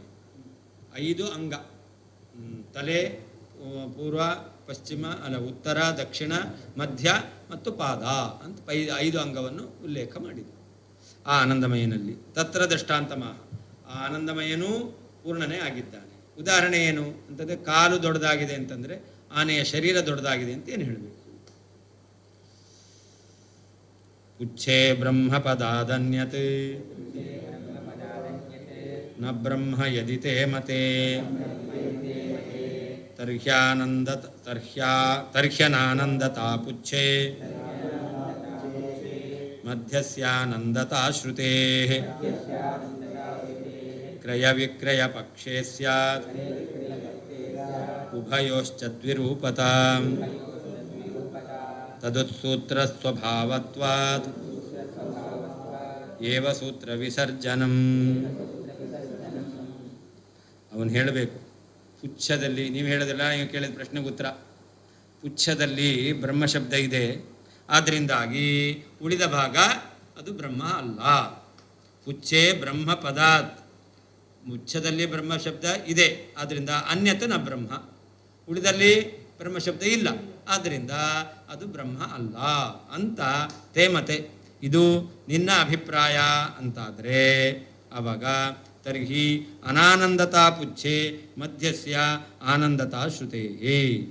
ಹಾಗಾದರೆ ಆ ಪುಚ್ಛ ಎಂಬತಕ್ಕಂಥದ್ದು ಆನಂದ ರೂಪ ಅಲ್ಲ ಅಂತ ಆಗಬೇಕಾಗಿತ್ತು. ಯಾಕೆ ಅಂತಂದರೆ ಆ ಪುಚ್ಛ ಅದನ್ನು ಆನಂದ ಅಂತ ಹೇಳಿಲ್ಲ. ನೀವೇನು ಹೇಳಿದ್ರಿ? ಪುಚ್ಛದಲ್ಲಿ ಬ್ರಹ್ಮ ಶಬ್ದ ಇದೆ, ಆದ್ದರಿಂದಾಗಿ ಪುಚ್ಛ ಮಾತ್ರ ಬ್ರಹ್ಮ ಅಂತ ಹೇಳಿದ್ರಿ. ಹಾಗಾದರೆ ಆನಂದ ಆತ್ಮ ಅಂತ ಮಧ್ಯವನ್ನು ಮಾತ್ರ ಆನಂದ ಅಂತ ಹೇಳಿದ್ದಾರೆ. ಆವಾಗ ಉಳಿದ ಭಾಗ ಆನಂದ ಅಲ್ಲ, ಪುಚ್ಛ ಆನಂದ ಅಲ್ಲ ಅಂತ ಆಗಬೇಕಾಗುತ್ತೆ. ಅದಕ್ಕೇನು ಮಾಡಬೇಕು? ಕ್ರಿಯ ವಿಕ್ಷಯ ಪಕ್ಷ. ಆನಂದ ಏನು ಬ್ರಹ್ಮ ಪುಚ್ಛಂ ಅಂತಿದೆ. ಪ್ರತಿಷ್ಠಾ ಅಂದರೆ ಪಾದ. ಪುಚ್ಛಂ ಪುಚ್ಛ ಶಬ್ದವಾಚ್ಯವಾದಂತಹ ಪ್ರತಿಷ್ಠಾ ಯಾವುದು ಪಾದ ಇದೆಯಲ್ಲ, ಅದು ಬ್ರಹ್ಮ ಶಬ್ದವಾಚ್ಯವಾಗಿದೆ. ಅದೇನು ಅಂದರೆ ಮುತು ಎಂಬತಕ್ಕಂತಹ ಶಬ್ದ ಇದೆಯಲ್ಲ, ಅದನ್ನಿಲ್ಲಿ ಅನ್ವಯ ಮಾಡ್ಕೊಳ್ತೇವೆ. ಅದನ್ನು ಇಲ್ಲಿಗೆ ನಾವು ಅಧ್ಯಾಹಾರ ಮಾಡಿಕೊಂಡು, ಹಾಗಾದರೆ ಆ ಪಾದವು ಬ್ರಹ್ಮ ಶಬ್ದವಾಚ್ಯವಾಗಿದೆ, ಅದು ಮುತು ಆನಂದ ರೂಪವಾಗಿದೆ ಅಂತ ಹೇಳ್ತೇವೆ. ಅಂತಂದರೆ ಹಾಗೆ ಹೇಳೋದು ಅಂತಾದರೆ ಉಭಯೋಶ್ಚ ದ್ವಿರೂಪತ. ಹಾಗಾದರೆ ಅಲ್ಲಿಯೂ ಕೂಡ ಆ ಮಧ್ಯಭಾಗ ಇದೆಯಲ್ಲ, ಅದು ಆನಂದ. ಅದಕ್ಕೆ ಪುಚ್ಛಂ ಎಂಬಲ್ಲಿ ಬ್ರಹ್ಮ ಶಬ್ದ ಇದೆಯಲ್ಲ, ಅದನ್ನು ಅನ್ವಯ ಮಾಡಿಕೊಳ್ಳಿ. ಇಲ್ಲಿ ಬ್ರಹ್ಮ ಶಬ್ದ ಇಲ್ಲ, ಪುಚ್ಛಕ್ಕೆ ಆನಂದ ರೂಪತ್ವವನ್ನು ಹೇಳಬೇಕು ಅಂಥೇಳಿ ನೀವು ಮೋದೋ ದಕ್ಷಿಣ ಪಕ್ಷ ಪ್ರಮೋದ ಉತ್ತರ ಪಕ್ಷ ಎಂಬಲ್ಲಿ ಇದೆಯಲ್ಲ, ಮುತು ಎಂಬತಕ್ಕಂಥದ್ದು, ಮೋದ ಅಂದರೆ ಮುತು, ಅದನ್ನು ನೀವು ಇಲ್ಲಿಗೆ ಅಧ್ಯಾಹಾರ ಮಾಡ್ಕೊಳ್ತೀರಾ ಅಂತಂದರೆ, ಹಾಗೆ ಆನಂದ ಆತ್ಮ ಅಂತಿದೆ, ಆನಂದ ಆತ್ಮವನ್ನು ಆನಂದ ಅಂತ ಹೇಳಿದೆ, ಬ್ರಹ್ಮ ಇಲ್ಲ. ಹಾಗಾದರೆ ಬ್ರಹ್ಮಪುಚ್ಛಂ ಅಂತಿದೆಯಲ್ಲ, ಅಲ್ಲಿರೋದನ್ನು ಇಲ್ಲಿ ಅಧ್ಯಾಹಾರ ಮಾಡ್ಕೊಳ್ರಿ. ಯಾಕೆ ಅಂತಂದರೆ ಅದಕ್ಕೆ ಆನಂದಮಯ ಅಭ್ಯಾಸ ಅಂತ ಹೇಳಿದ್ದಾರೆ. ಆನಂದಮಯ ಅಭ್ಯಾಸ ಅಂತ ಸೂತ್ರ ಇರೋದರಿಂದ ಬ್ರಹ್ಮ ಆನಂದಮಯ ಅಂತ ಹೇಳಿದ್ದಾರೆ. ಆದ್ದರಿಂದಾಗಿ ಬ್ರಹ್ಮನಿಗೆ ಆನಂದಮಯತ್ವವನ್ನು ಹೇಳಬೇಕು ಅಂತಾದರೆ ಆವಾಗ ಈ ಮಧ್ಯ ಆನಂದಮಯ ಇದ್ದಾನಲ್ಲ, ಅಲ್ಲಿ ಬ್ರಹ್ಮ ಶಬ್ದವನ್ನು ನಾವು ಅಧ್ಯಾಹಾರ ಮಾಡ್ಕೊಳ್ಬೇಕು. ಅದಕ್ಕೆ ಹೇಳ್ತಾರೆ, ತಪಾಸೆ ಮಾಡ್ತಾರೆ ಅವರು ವಾದಿರಾಜರು, ಉತ್ಸೂತ್ರ ಸ್ವಭಾವತ್ವಾದೇವ.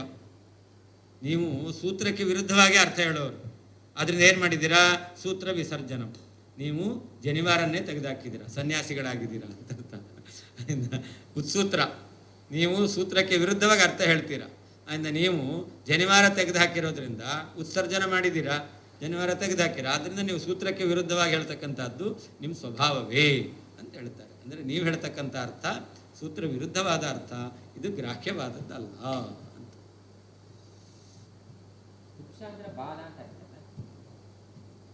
ಬಾಲ ಅಂದರೆ ಮನುಷ್ಯನ ಬಾಲ ಯಾವುದು?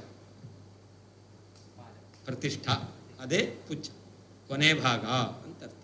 ಬಾಲ ಅಂದರೆ ಕೊನೆ ಭಾಗ. ಕೊನೆ ಭಾಗ ಯಾವುದು? ಪ್ರತಿಷ್ಠಾ.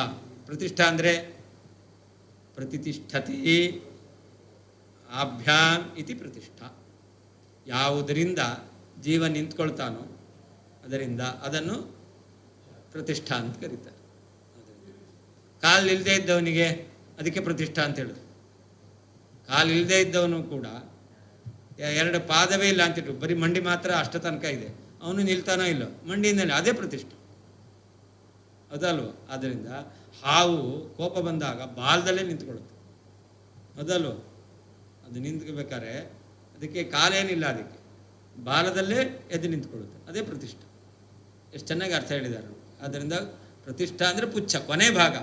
ಅದು ಯಾವ್ದು ಬೇಕಾದ್ರೂ ಆಗ್ಬೋದು, ಆದರೆ ಎಲ್ಲದಕ್ಕೂ ಅನ್ವಯ ಆಗಬೇಕು.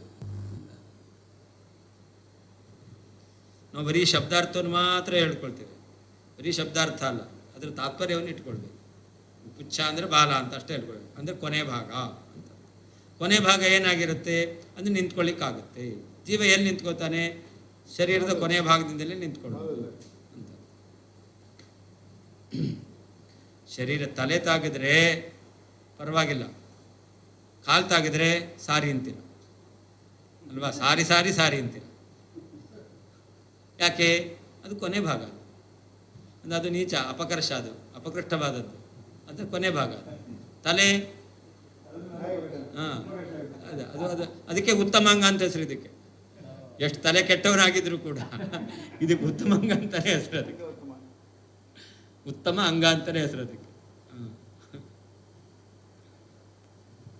ಪುಚ್ಛೆ ಬಾಲದಲ್ಲಿ ಬ್ರಹ್ಮಪದಾತ್, ಬ್ರಹ್ಮಪದ ಇರುವುದರಿಂದ ತೇ ನಿನ್ನ ಮತದಲ್ಲಿ ಅನ್ಯತ್ ಬೇರೆ ಮಧ್ಯಭಾಗವು ಯದಿ ಒಂದು ವೇಳೆ ಬ್ರಹ್ಮನ ಬ್ರಹ್ಮ ಅಲ್ಲ ಅಂತ ಹೇಳ್ತೀಯ ಅಂತಾದರೆ ತರ್ಹಿ ಆಗ ಮಧ್ಯಸ್ಯ ಆತ್ಮಶಬ್ದದಿಂದ ಹೇಳಿದ ಮಧ್ಯಭಾಗಕ್ಕೆ ಆನಂದತಾಶ್ರುತೇ ಆನಂದ ಆತ್ಮ ಎಂಬುದಾಗಿ ಆನಂದ ಸ್ವರೂಪವನ್ನು ಹೇಳಿರುವುದರಿಂದ ಪುಚ್ಛೆ ಪುಚ್ಛಕ್ಕೆ ಅನಾನಂದತ್ವಂ ಆನಂದತ್ವದ ಅಭಾವವು ಬರಬೇಕಾದೀತು. ಕ್ರಯ ವಿಕ್ರಯ ಪಕ್ಷ. ಹಾಗಾದರೆ ಎರಡನ್ನೂ ಕೂಡ ಎರಡು ಕಡೆ ಅನ್ವಯ ಮಾಡಿಕೊಳ್ತೇವೆ.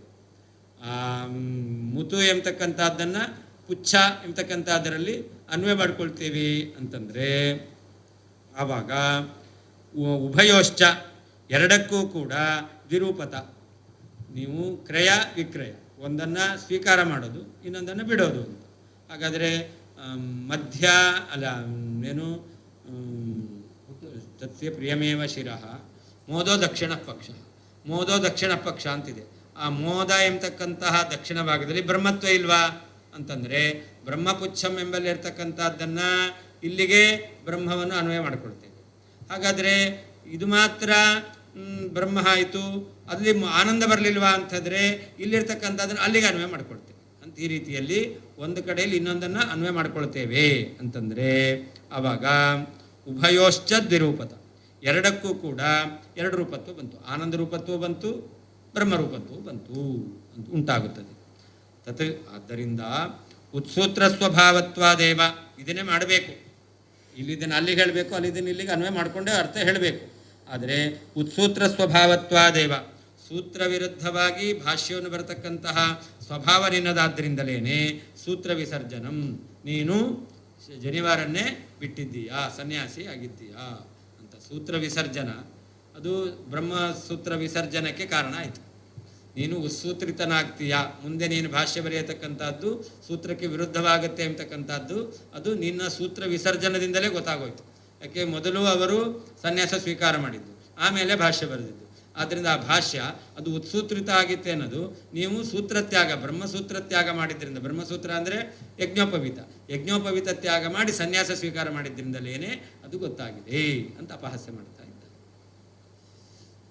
ಪುಚ್ಛೆ ಪುಚ್ಛದಲ್ಲಿ ಬ್ರಹ್ಮಪದ ಇರುವುದರಿಂದ ತೇ ಯದಿ ಒಂದು ವೇಳೆ ತೇ ನಿನ್ನ ಮತದಲ್ಲಿ ಅನ್ಯತ್ ಬೇರೆಯಾದಂತಹ ಮಧ್ಯಭಾಗವು ಬ್ರಹ್ಮ ಆಗಲಿಲ್ಲ ಅಂತಾದರೆ ತರ್ಹಿ ಆಗ ಮಧ್ಯದ ಆತ್ಮಶಬ್ದದಿಂದ ಹೇಳಿರ್ತಕ್ಕಂತಹ ಮಧ್ಯಭಾಗಕ್ಕೆ ಆನಂದತಾಶ್ರುತೇ ಆನಂದ ಆತ್ಮ ಎಂಬುದಾಗಿ ಆನಂದತ್ವವನ್ನು ಹೇಳುತ್ತಾ ತಿಳಿದು ಬರ್ತಾ ಇರೋದ್ರಿಂದ ಪುಚ್ಛಕ್ಕೆ ಆನಂದತ್ವ ಇಲ್ಲ ಅಂತ ಆಗಬೇಕಾದೀತು.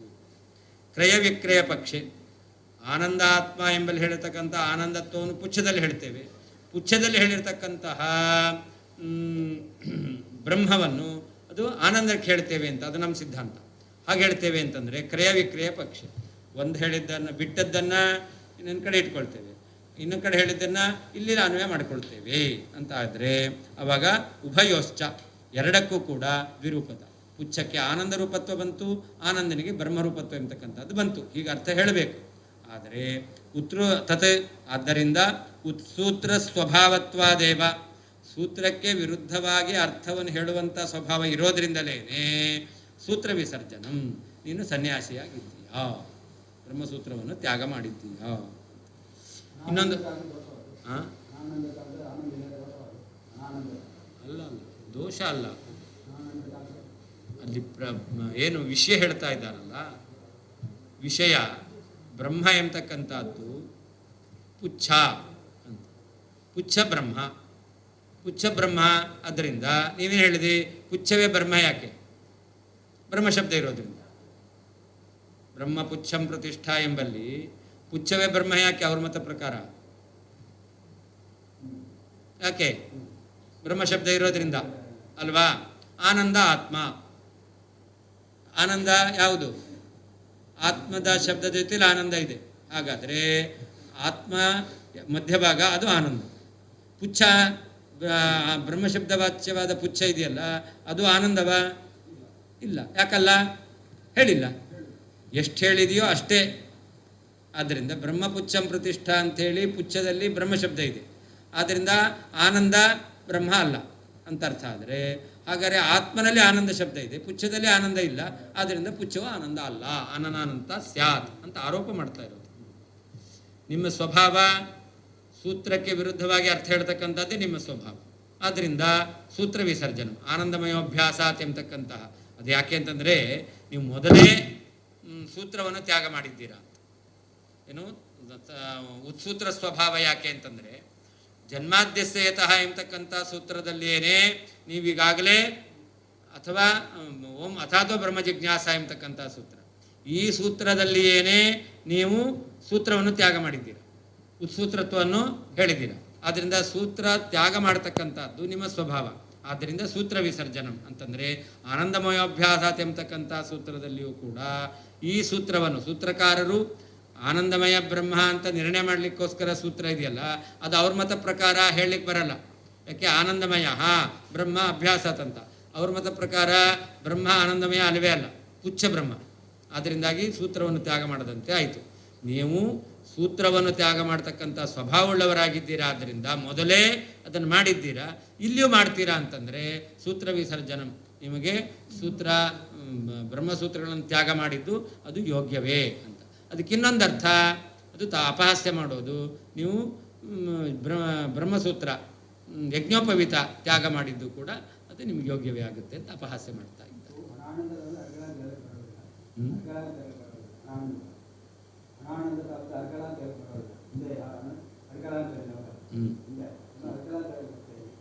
ಅನಾನಂದ ಹಂಗಲ್ಲ, ಅಲ್ಲಲ್ಲ, ಅನಾನಂದತ ಎಂಬತಕ್ಕಂಥದ್ದು ಬರಬೇಕಾದೀತು ಅಂತ ಅದು ಆಶಂಕೆ ಮಾಡೋದು. ಅಲ್ಲಿ ಏನು ನಿರರ್ಗಲ ಅಂತ ಹೇಳಿ ಸೂತ್ರ ಮತ್ತು ಶ್ರುತಿಗಳಿಗೆ ವಿರೋಧ ಇಲ್ಲದವಾದ ಅರ್ಥ ಅಂತ ಹೇಳಿ. ಇಲ್ಲಿಗ ಅವ್ರು ಹೇಳ್ತಕ್ಕಂಥ ಅರ್ಥ ಸೂತ್ರಕ್ಕೆ ವಿರುದ್ಧವಾದ. ಸೂತ್ರ ಆನಂದಮಯ ಅಭ್ಯಾಸ ಅಂತಿದೆ, ಆನಂದಮಯ ಬ್ರಹ್ಮ. ಆದರೆ ಅವರು ಆನಂದಮಯನ ಬ್ರಹ್ಮ ಅಂತ ಹೇಳಿದ್ರು. ಅದೇ ಅದರಿಂದ ನಾವು ಹೇಳ್ತಾ ಇರೋದು ಆನಂದಮಯ ಬ್ರಹ್ಮ ಆಗಬೇಕು. ಆನಂದ ಬ್ರಹ್ಮ ಆಗಲ್ಲ. ಯಾಕಾಗಲ್ಲ? ಅಲ್ಲಿ ಯಾವ ಶಬ್ದ ಇದೆಯೋ ಅಲ್ಲಿ ಅಷ್ಟೇ ಅರ್ಥವನ್ನು ಇಟ್ಕೊಳ್ಬೇಕು. ಅಂದರೆ ಪುಚ್ಛದಲ್ಲಿ ಬ್ರಹ್ಮ ಶಬ್ದ ಇದೆ, ಅದು ಮಾತ್ರ ಬ್ರಹ್ಮ. ಆತ್ಮನಲ್ಲಿ ಆನಂದ ಶಬ್ದ ಇದೆ, ಅದು ಮಾತ್ರ ಆನಂದ. ಹಾಗಾದರೆ ಪುಚ್ಛ ಬ್ರಹ್ಮ ಆನಂದ ಅಲ್ಲ ಅಂತ ಆಯ್ತು.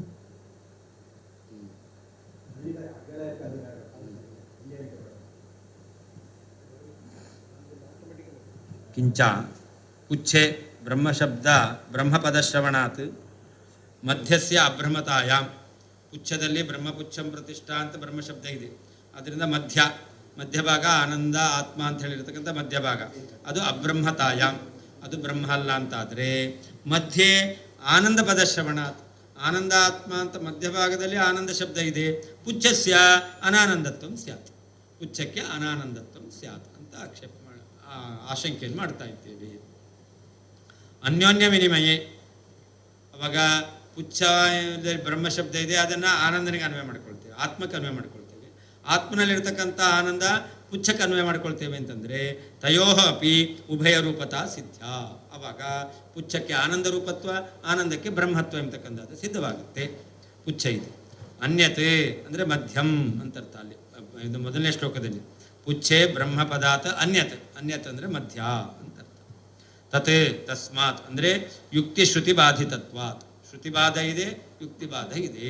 ಆದ್ದರಿಂದ ಉತ್ಸೂತ್ರ ಸ್ವಭಾವತ್ವಾತ್, ಉದ್ಗತಂ ಸೂತ್ರಂ ಯಜ್ಞೋಪವೀತಂ ತತ್ಸ್ವಭಾವತ್ವಾತ್. ಇನ್ನೊಂದು ಅರ್ಥ ಅದಕ್ಕೆ ಉತ್ಸೂತ್ರ ಸ್ವಭಾವತ್ವಾತ್ ಅಂದರೆ ಸೂತ್ರಕ್ಕೆ ವಿರುದ್ಧವಾದ ಅರ್ಥ ಹೇಳ್ತಕ್ಕಂತಹ ಸ್ವಭಾವ, ಅಥವಾ ಉದ್ಗತಂ ಸೂತ್ರಂ ಯಜ್ಞೋಪವೀತಂ, ನಿಂದ ಸ್ವಭಾವ ಎಂತಹದ್ದು ಸನ್ಯಾಸಿ, ಆದ್ದರಿಂದ ಆ ಬ್ರಹ್ಮಸೂತ್ರ ಎಂಬತಕ್ಕಂಥದ್ದು ಯಜ್ಞೋಪವೀತ ಎಂಬತಕ್ಕಂಥದ್ದು ಉದ್ಗತ ತೆಗೆದಿದ್ದೀರಾ.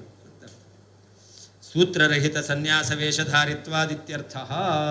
ಯಜ್ಞೋಪವೀತ ಇಲ್ಲದೇ ಇರತಕ್ಕಂತಹ ಯಾವ ಸನ್ಯಾಸಿಯ ವೇಷವನ್ನು ಧಾರಣೆ ಮಾಡಿದ್ದೀಯ, ಅದರಿಂದ ಸೂತ್ರ ವಿಸರ್ಜನಂ, ಬ್ರಹ್ಮಸೂತ್ರ ವಿಸರ್ಜನೆ. ಬ್ರಹ್ಮಸೂತ್ರಕ್ಕೆ ಅನುಗುಣವಾಗಿ ಅರ್ಥ ಹೇಳದೇ ಇರ್ತಕ್ಕಂಥದ್ದು ನೀವು ಸೂತ್ರ ವಿಸರ್ಜನೆ ಮಾಡಿಬಿಟ್ಟಿದ್ದೀರಾ, ಆದ್ದರಿಂದ ಬ್ರಹ್ಮಸೂತ್ರಕ್ಕೆ ಅನುಗುಣವಾಗಿ ಅರ್ಥ ಹೇಳ್ತಾ ಇಲ್ಲ. ಹೌದು, ಶಬ್ದ ಸ್ವಾರಸ್ಯ, ಶಬ್ದ ಸ್ವಾರಸ್ಯ. ಸೂತ್ರ ಬಿಟ್ಟವರು ಈಗ ಈ ಸೂತ್ರವನ್ನು ಬಿಟ್ಟರು, ಆ ಸೂತ್ರ ಬಿಡ್ಬೋದು ಅಷ್ಟೇ ಹೊರತು ಈ ಸೂತ್ರ ಬಿಡಬಾರ್ದು, ತಮಾಷೆ ಮಾಡ್ತಾ ಇದ್ದಾರೆ.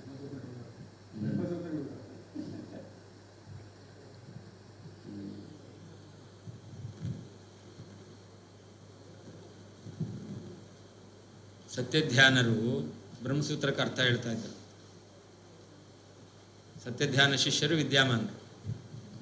ವಿದ್ಯಾಮಾನರು ಬಂದರು ಅಂತ, ಅದಕ್ಕೆ ಬ್ರಹ್ಮಸೂತ್ರ. ಬ್ರಹ್ಮಸೂತ್ರದಲ್ಲಿ ಹೇಳಿದ್ದಾರೆ ವಿದ್ಯಾಮಾನರು ಬರ್ತಾ ಇದ್ದಾರೆ. ಅದೆಲ್ಲಿ ಹೇಳಿದ್ದಾರೆ? ಫಲಮತ ಉಪಪತ್ತೇಹಿ ಇತ್ಯಾತ್ರೇಯ. ಫಲಂ, ಫಲ ಅಂದರೆ ಫಲಕೆ ಅಂತ ಅರ್ಥ. ಫಲಕೆ ಅಂದರೆ ಪಾದುಕೆ ಅಂತ, ಅಂದ್ರೆ ಆ ಫಲಂ ಅಂದರೆ ಪಾದಿಕೆ ಶಬ್ದ ಕೇಳ್ತಾ ಇದೆ ಎಂದು ಉಪಪತ್ತೆ ಹೇ ಬಂದರು ಅಂತ ಗೊತ್ತಾಯ್ತು. ಪಾಠಕ್ಕೆ ಬಂದರು ಅಂತಂದರೆ ಆ ಪಾದಿಕೆ ಶಬ್ದ ಕೇಳಿಸ್ತಾ ಇತ್ತು, ಇದಕ್ಕೆ ಅರ್ಥ ಹೇಳುದು. ಅದು ಆ ಸೂತ್ರ ಅರ್ಥನ? ಇದು ತಮಾಷೆಗೆ ಹೇಳ್ತಕ್ಕಂಥ ಅಷ್ಟೇ ಅಲ್ಲ. ಅದಕ್ಕೆ ಹೀಗೆ ಹೇಳಿದಾಗ ಅವ್ರು ಹೇಳಿ ಇತ್ಯಾತ್ರೇಯ ಅಂದ್ರಂತೆ. ಯಾರು ಸತ್ಯಧ್ಯಾನರು ಅತ್ರಿ ಗೋತ್ರದಲ್ಲಿ ಬಂದು ಪೂರ್ವಾಶ್ರಮಕ್ಕೆ ಅಂದರೆ ಆತ್ರೇಯ ಈ ರೀತಿಯಲ್ಲಿ ಹೇಳಿದ್ದಾರೆ, ಅದು ಸರಿಯೇ ಆಯಿತು. ಫಲಮತ ಉಪಪತ್ತೆ ಇತ್ಯಾತ್ರೇಯ ಅಂತ ಸೂತ್ರ, ಅದಕ್ಕೆ ಈ ರೀತಿಯಲ್ಲಿ ಅರ್ಥ ಹೇಳ್ತಾ ಇದ್ದಾರೆ. ಫಲಂ ಫಲಕ ಅದ ಶಬ್ದ ಕೇಳಿಸ್ತಾ ಇದೆ, ಅತಃ ಅದರಿಂದ ಉಪಪತ್ತೆ ಹೇ ಬರ್ತಾ ಇದ್ದಾರೆ ಅಂತ ಗೊತ್ತಾಯಿತು. ಈ ರೀತಿಯಲ್ಲಿ ಯಾರು ಹೇಳಿದ್ರು? ಆತ್ರೇಯ, ಸತ್ಯಧ್ಯಾನರು ಹೇಳಿದ್ರು ಅಂತ ಈ ರೀತಿಯಲ್ಲಿ ಅರ್ಥ. ಇದೆಲ್ಲ ಸುಮ್ಮನೆ ಹಾಗೆ ಇಲ್ಲಿ ತಮಾಷೆ ಮಾಡ್ತಾ ಇದ್ದಾರೆ. ಯಸ್ತ್ವಂ ಸಮನ್ವಯಾಧ್ಯಾಯಾತ್ ಪಾದಮೇಕಂ ವ್ಯಯೋಜಯಃ ತಸ್ಯಾನಂದಮಯಾತ್ ಪುಚ್ಛ ವಿಚ್ಛೇದೆ ಕಿಂಭಯಂಚ ತವ ಕಿಂಭಯಂಚ ತತ್ ಅಂತನೂ ಹೇಳ್ತಾರೆ. ಅವರ ಮತ ಪ್ರಕಾರ ಬ್ರಹ್ಮಸೂತ್ರದ ಮೊದಲನೇ ಅಧ್ಯಾಯ ಸಮನ್ವಯಾಧ್ಯಾಯ, ಅವರು ಕೂಡ ಅದನ್ನೇ ಹೇಳೋದು. ಸಮನ್ವಯಾಧ್ಯಾಯದಲ್ಲಿ 4 ಪಾದಗಳು ಅವರು ಒಪ್ತಾರೆ, ಆದರೆ 4 ಪಾದದಲ್ಲಿ 3 ಪಾದ ಮಾತ್ರ ಸಮನ್ವಯ ಹೇಳುತ್ತೆ. 4ನೇ ಪಾದ ಸಾಂಖ್ಯಮತ ನಿರಾಕರಣೆಗೆ ಅಂತ ಹೇಳಿದ್ದಾರೆ. ಹೀಗೆ ಅಧ್ಯಾಯ ಅಂತ ಹೇಳೋದು ಅದನ್ನು ಹೇಳ್ತಾರೆ. ಯಸ್ತ್ವಂ ಸಮನ್ವಯಾಧ್ಯಾಯಾತ್, ಸಮನ್ವಯಾಧ್ಯಾಯದಿಂದ ಏಕಂ ಪಾದಂ ವ್ಯಯೋಜಯ, 4ನೇ ಪಾದ ಇದೆಯಲ್ಲ ಅದನ್ನೇ ಬೇರೆ ಮಾಡಿಬಿಟ್ಟಿದೀಯ ನೀನು, ಅದನ್ನು ಸಮನ್ವಯ ಪಾದ ಅಲ್ಲ ಅಂತ ಮಾಡಿದ್ದೀಯ. ಹಾಗಿರಬೇಕಾದ್ರೆ ನೀನು ಆನಂದಮಯಾತು ಪುಚ್ಛ ವಿಚ್ಛೇದ ಕಿಂ ಭಯಂ, ಆ ಆನಂದಮಯ ಅವನ ಪುಚ್ಛ ಎಂಬತಕ್ಕಂಥದ್ದು ಅದು ಆನಂದ ಅಲ್ಲ ಅಂತ ನೀನು ಈ ರೀತಿಯಾಗಿ ಹೇಳ್ತೀಯ ಅಂತಂದರೆ ನಿಂಗೇನು ಭಯ ಇದೆ? ಸಮನ್ವಯಾಧ್ಯಾಯ ಅಂತ ಹೇಳೋದು, ಸಮನ್ವಯಾಧ್ಯಾಯದಲ್ಲಿ ಒಂದು ಪಾದ ಸಮನ್ವಯ ಹೇಳಲ್ಲ, ಅದು ಅನ್ಯಮತ ನಿರಾಕರಣೆ ಮಾಡುತ್ತೆ ಅಂತ ಹೇಳೋದು. ಇಂಥ ದೊಡ್ಡ ಸಾಹಸ ಕೆಲಸವನ್ನೇ ಮಾಡ್ತೀಯ ಅಂತ ಇರಬೇಕಾದ್ರೆ ಅವಾಗ ಆನಂದಮಯನ ಪುಚ್ಛ ಎಂಬತಕ್ಕಂಥದ್ದು ಆನಂದಮಯ ಅಲ್ಲ ಅಂತ ಹೇಳೋದಕ್ಕೆ ನಿನಗೇನು ಭಯ ಇದೆ ಅಂತ ಅವ್ರು ಮಾಡಿರ್ತಕ್ಕಂಥದ್ದನ್ನು ಹೇಳ್ತಾ ಅದು ಸರಿಯಲ್ಲ ಅಂತ ಹೇಳ್ತಾ ಇದ್ದಾರೆ. ಸಮನ್ವಯಾಧ್ಯಾಯ ಅಂದರೆ ಏನಾಗಬೇಕು? 4 ಪಾದಗಳಲ್ಲಿ ಸಮನ್ವಯ ಹೇಳಬೇಕು. ಅವ್ರ ಮತ ಪ್ರಕಾರ 3 ಪಾದಗಳಲ್ಲಿ ಸಮನ್ವಯ. 4ನೇ ಪಾದ ಅನ್ಯತ್ರ ಅವರಲ್ಲಿ ಆ ರೀತಿ ಅಲ್ವೇ ಅಲ್ಲ. ಅವರಲ್ಲಿ ಬ್ರಹ್ಮನಲ್ಲಿ ಪ್ರಸಿದ್ಧವಾದ ಲಿಂಗ, ಅಪ್ರಸಿದ್ಧವಾದ ಲಿಂಗ ಇವುಗಳ ಸಮನ್ವಯ ಪಾದ ಅಂತ ಅವ್ರು ಹೇಳ್ತಾರೆ. 3 ಪಾದಗಳಲ್ಲಿ ಅದು ನಮ್ದದು. ಅವ್ರು ಹೇಳೋದು ಮೊದಲನೇದು ಸಮನ್ವಯ ಮಾಡೋದು ಮೊದಲನೇದು, ಆಮೇಲೆ ಪ್ರಸಿದ್ಧವಾದಂಥ ಬ್ರಹ್ಮನಲ್ಲಿ ಪ್ರಸಿದ್ಧವಾಗಿರ್ತಕ್ಕಂತಹ ಲಿಂಗ, ಲಿಂಗ ಅದು ಶಬ್ದ, ಮೊದಲನೇ ಶಬ್ದ ಆಯಿತು. ಎರಡನೇದು ಲಿಂಗ, ಅದು ಬ್ರಹ್ಮನಲ್ಲಿ ಪ್ರಸಿದ್ಧವಾದ ಲಿಂಗ. ನಮ್ಮಲ್ಲಿ ಪ್ರಸಿದ್ಧವಾದ ಲಿಂಗ ಅಪ್ರಸಿದ್ಧವಾದ ಲಿಂಗ ಅಂತಿಲ್ಲ, ಲಿಂಗಾತ್ಮಕ ಶಬ್ದ ಸಮನ್ವಯ ಅಂತ ಅಷ್ಟೇ ಇರೋದು. ಅದಕ್ಕೆ ನಾವು ಕೇಳ್ತೇವೆ, ಬ್ರಹ್ಮನಲ್ಲೇ ಪ್ರಸಿದ್ಧವಾದ ಲಿಂಗ ಅಂತಂದಮೇಲೆ ಸಮನ್ವಯ ಯಾಕೆ ಮಾಡಿ ತೋರಿಸ್ಬೇಕು? ಗೊತ್ತಾಯ್ತಾ? ನಾವು ಒಂದೇ ಅಂದ್ರಲ್ಲ, ಒಂದೇ ಅಲ್ಲ ಅಂತ ಅದಕ್ಕೆ ಹೇಳ್ತಾ ಇದ್ದೇನೆ. ಅದೇ ಎರಡನ್ನು ಮಿಕ್ಸ್ ಮಾಡ್ಕೋಬೇಡಿ. ಅವ್ರದ್ದೇನು ಅಂತ ಹೇಳ್ರಿ, ನಮ್ದೇನು ಅಂತ ತಿಳ್ಕೊಳ್ರಿ, ಆಮೇಲೆ ಅದರಲ್ಲೇ ವೈಲಕ್ಷಣ ತಿಳ್ಕೊಳ್ರಿ. ನಾವು ಅವ್ರು ಹೇಳಿದ್ದು ಒಂದೇ ಅಂತ ಅಂದ್ಕೊಂಬಿಟ್ರೆ ಅದರಲ್ಲಿ ವ್ಯತ್ಯಾಸ ಗೊತ್ತಾಗಲ್ಲ. ನಾವು ಲಿಂಗಾತ್ಮಕ ಶಬ್ದ ಸಮನ್ವಯ ಅಂತ ಹೇಳ್ತೇವೆ, ನಾವು ಹೇಳೋದು ಲಿಂಗಾತ್ಮಕ ಶಬ್ದ ಸಮನ್ವಯ ಅಂತ ಅಷ್ಟೇನೆ. ಆದರೆ ಬ್ರಹ್ಮನಲ್ಲೇ ಪ್ರಸಿದ್ಧವಾದ ಲಿಂಗಾತ್ಮಕ ಶಬ್ದ ಸಮನ್ವಯ ಅಂತ ಹೇಳಲ್ಲ, ಅವರು ಅದನ್ನು ಹೇಳ್ತಾರೆ. ನಾವು ಅದ್ರ ಮೇಲೆ ಪ್ರಶ್ನೆ ಮಾಡ್ತೇವೆ, ಬ್ರಹ್ಮನಲ್ಲೇ ಪ್ರಸಿದ್ಧವಾದ ಲಿಂಗ ಅಂತಂದಮೇಲೆ ಯಾಕೆ ಸಮನ್ವಯ ಮಾಡಬೇಕು? ವ್ಯರ್ಥ ತಾನೇ. ಆಮೇಲೆ ಇನ್ನೊಂದು, ಬ್ರಹ್ಮನಲ್ಲಿ ಅಪ್ರಸಿದ್ಧವಾದ ಲಿಂಗಾತ್ಮಕ ಶಬ್ದ ಸಮನ್ವಯ ಅಂತ ಪಾದ ವಿಭಾಗ ಮಾಡಿದ್ದಾರೆ. ಮೊದಲು ಶಬ್ದ ಸಮನ್ವಯ, ಎರಡನೇದು ಲಿಂಗಾತ್ಮಕ ಬ್ರಹ್ಮನಲ್ಲೇ ಪ್ರಸಿದ್ಧವಾದ ಲಿಂಗಾತ್ಮಕ ಶಬ್ದ ಸಮನ್ವಯ, ಮೂರನೇದು ಬ್ರಹ್ಮನಲ್ಲಿ ಅಪ್ರಸಿದ್ಧವಾದಂತಹ ಲಿಂಗಾತ್ಮಕ ಶಬ್ದ, ನಾಲ್ಕನೇದು ಸಾಂಖ್ಯಮತ ನಿರಾಕರಣೆ. ಇದು 4 ಪಾದ. ಗೊತ್ತಾಯ್ತಾ? ಇದು ಅವರದ್ದು. ಇದರಲ್ಲಿ ನಾಮಾತ್ಮಕ ಶಬ್ದ ಸಮನ್ವಯ ಸರಿ. ಅದಾದಮೇಲೆ ತತ್ರೈವ ಬ್ರಹ್ಮನಲ್ಲೇ ಪ್ರಸಿದ್ಧವಾದ ಲಿಂಗಾತ್ಮಕ ಶಬ್ದ ಸಮನ್ವಯ ಯಾಕೆ ಮಾಡಬೇಕು ಅಲ್ವಾ? ಅಷ್ಟೇ ಅಲ್ಲದೇನೆ ಎರಡೂ ಕಡೆಯಲ್ಲಿ ನೋಡಿದ್ರೆ ಅಪ್ರಸಿದ್ಧವಾದ ಲಿಂಗಾತ್ಮಕ ಶಬ್ದ ಸಮನ್ವಯ 2ನೇ ಪಾದದಲ್ಲಿದೆ, ಪ್ರಸಿದ್ಧವಾದ ಲಿಂಗಾತ್ಮಕ ಶಬ್ದ ಸಮನ್ವಯ 3ನೇ ಪಾದದಲ್ಲಿದೆ. ಇದು ಎರಡೂ ಕೂಡ ಮಿಕ್ಸ್ ಆಗಿದೆ. ಪಾದ ವಿಭಾಗ ಮಾಡಿದ್ದು ಎಲ್ಲಿ ಕೊಡುತ್ತೆ? ಅದು ಕೂಡ ಆಯಿತಾ? 4ನೇದು ಸಮನ್ವಯ ಅಧ್ಯಾಯ ಅಂತ ಹೇಳೋದು ಸಮನ್ವಯ ಮಾಡಲೇ ಇಲ್ಲ, ಸಾಂಖ್ಯ ಮತ್ತು ನಿರಾಕರಣೆ. ಅದಕ್ಕೋಸ್ಕರನೇ ಪುನಃ ಸಮಯಪಾದ ಅಂತಿದೆ ಅಲ್ಲಿ ಹೇಳಬೇಕಾದನ್ನು ಇಲ್ಲಿ ಯಾಕೆ ಹೇಳಬೇಕು? ಅದರಿಂದ ಅದು ಸರಿಯೇ ಅಲ್ಲ ಅಂತ ನಾವು ಖಂಡನೆ ಮಾಡೋದು.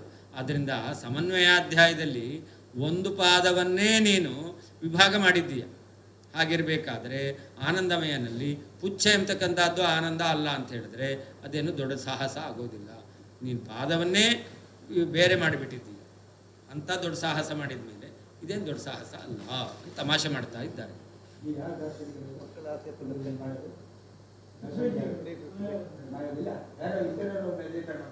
ಯಾರು?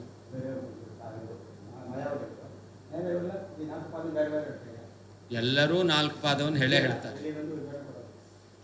ಆಚಾರ್ಯರ ಸಿದ್ಧಾಂತದಲ್ಲಿ ಮಾತ್ರ ನಾಮಾತ್ಮಕ ಶಬ್ದ ಸಮನ್ವಯ ಮತ್ತು ಲಿಂಗಾತ್ಮಕ ಶಬ್ದ ಸಮನ್ವಯ, ಉಭಯತ್ರ ಪ್ರಸಿದ್ಧ ಸಮನ್ವಯ, ಅನ್ವತ್ರ ಪ್ರಸಿದ್ಧ, ಇದು ಆಚಾರ್ಯರು. ಉಳಿದವ್ರು ಹೇಳಿದ್ದು ಯಾರದ್ದು ಕೂಡ ಬೇರೆ ಬೇರೆ ಬೇರೆ ಬೇರೆ ಹೇಳಿದ್ದಾರೆ. ಅದು ಯಾವುದು ಸರಿಯಲ್ಲ. ವಿಚಾರ ಮಾಡೇ ನೋಸತ್ವ, ಪ್ರಕೃತದಲ್ಲಿ ಇವರು ಸಂಬಂಧ ಅದನ್ನೇ ಹೇಳ್ತಾರೆ. ಯಸ್ತ್ವಂ ಯಾವ ನೀನು ಸಮನ್ವಯ ಅಧ್ಯಾಯದಿಂದ ಏಕಂ ಪಾದಂ 4ನೇ ಪಾದವನ್ನೇ ವಿಯೋಗ ಮಾಡಿದ್ದೀಯಾ. ಅರ್ಥಾತ್ ನೀನು ಸಾಂಖ್ಯಮತ ನಿರಾಕರಣೆಗೋಸ್ಕರ 4ನೇ ಪಾದ ಅಂತ ಹೇಳಿದ್ದೀಯ. ತಸ್ಯ ಅಂತಹ ನಿನಗೆ ಆನಂದಮಯನಿಂದ ಪುಚ್ಛ ವಿಚ್ಛೇದೆ ಪುಚ್ಛವನ್ನು ಬೇರ್ಪಡಿಸಲು ಕಿಂ ತದ್ಭಯಂ, ಏನು ಭಯ ಇದೆ ನಿನಗೆ? ಯಸ್ತಂ ಯಾವ ನೀನು